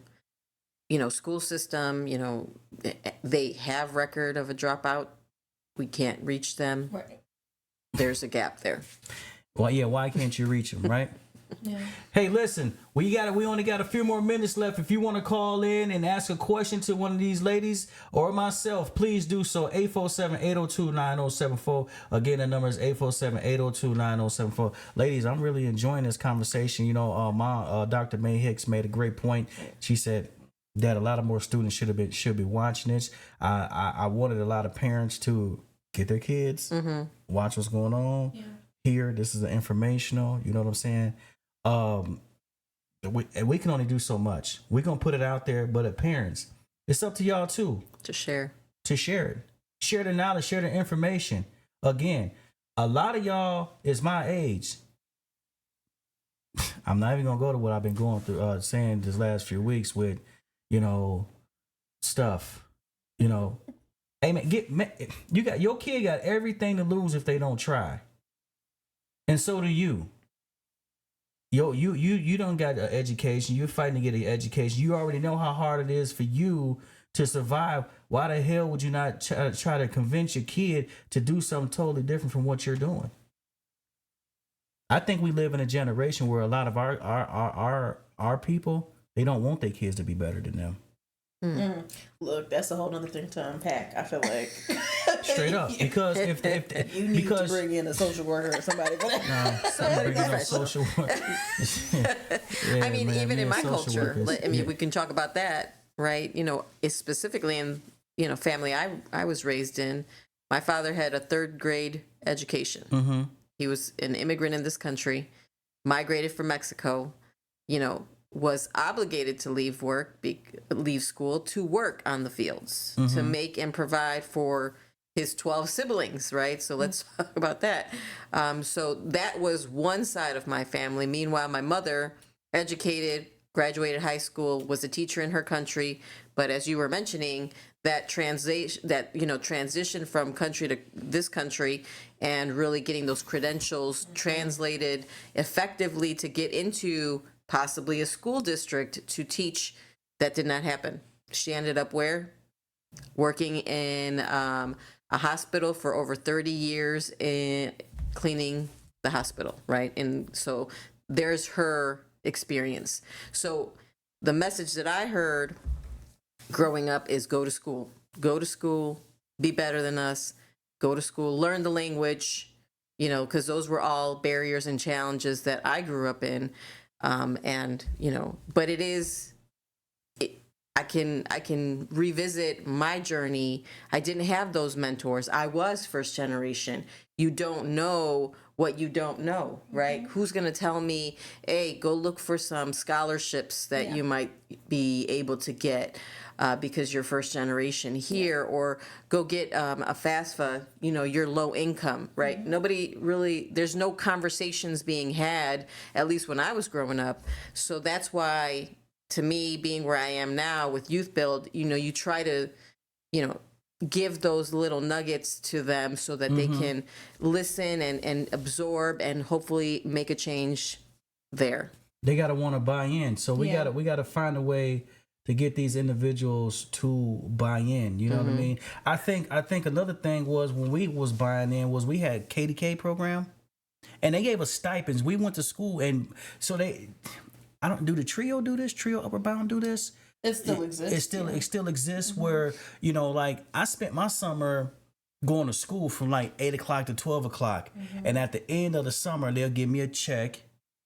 But one thing I forgot was when I did go to ECC, I had half a semester knocked out because I got college credits. And that's, can I just throw it out there because I feel like I haven't talked about it. But those are absolutely ways that students can get ahead. So programs like that, I stress as much as I can, especially to the young lady that's in the room right now.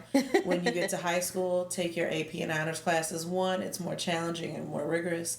But if you're taking AP classes and you're taking the AP exam, you get college credits for those as well. So I've had several students that might be a semester ahead just because they've taken those classes along the way. And those same students say that by the time they get to college, because they took more rigorous classes, that college courses, not that they were easy, but they were not nearly as tough as a student who was in more of the traditional, like, regular ed classes throughout high school. So that's another thing.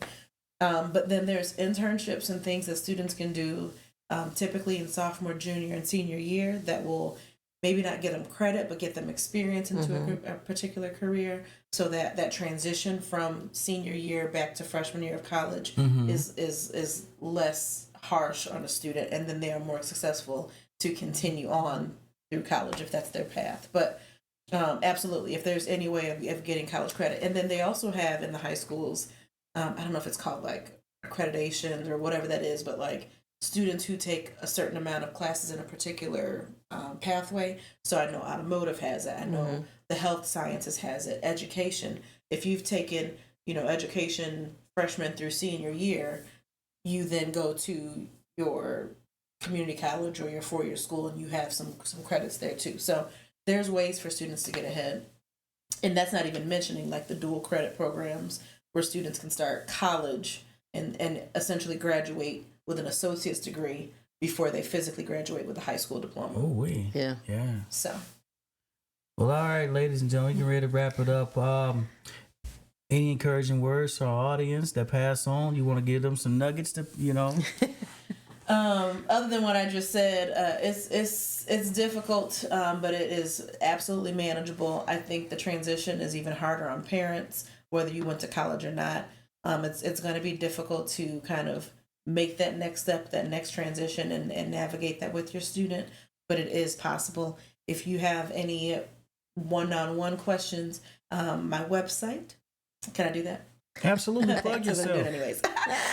My website is Brittany-Walker.com, BRITTNEY-WALKER.com. You can message me on there or my Facebook page, which I think he tagged. So yeah. All right, Patricia, you want to tell them where they can find you and find this information? Look us up on the Housing Authority of Elgin. We'll be posting that new flyer with our March 18th through 28th orientation. If they don't make it to that particular one, that's fine. We'll put them on a waiting list to open up in June or July. So hopefully we can start spreading the word and increasing our numbers there. We are eager to make a change in our youth, and we're just looking to get plugged into the right ones. And that's what's up, man. It's your boy DJ Roby, aka Jada Barber, and you done tuned into Bananas. Hey, but before I go though, man, I got some nice little merch. That was, my homegirl Jules Bermuda. She made. She was on earlier. She was on. Thank you for the. And yeah, because you can see Miss Patricia. She's wearing one of the shirts, and I'm gifting Brittany one of the shirts. I'm trying to eat my taco. Thank you. Hopefully she don't cut the sleeves off of it. She might. Yeah, I'm gonna make a whole nother outfit with this shirt. Yeah, so hey, listen, man, until next time, man, y'all be safe, enjoy this weather. May the Most High continue to bless you guys, man, as we gonna ride out, man. Peace, love, and happiness. I can eat now. Thank you.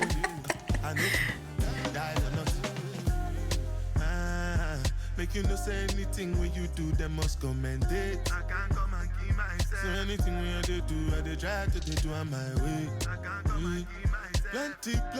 Plenty so far we face. Just to make sure money day. But my people then go say, I know one buy, I know one die, I know one payment. I want enjoy, I want job life, I want buy motor, I want build house, I still want to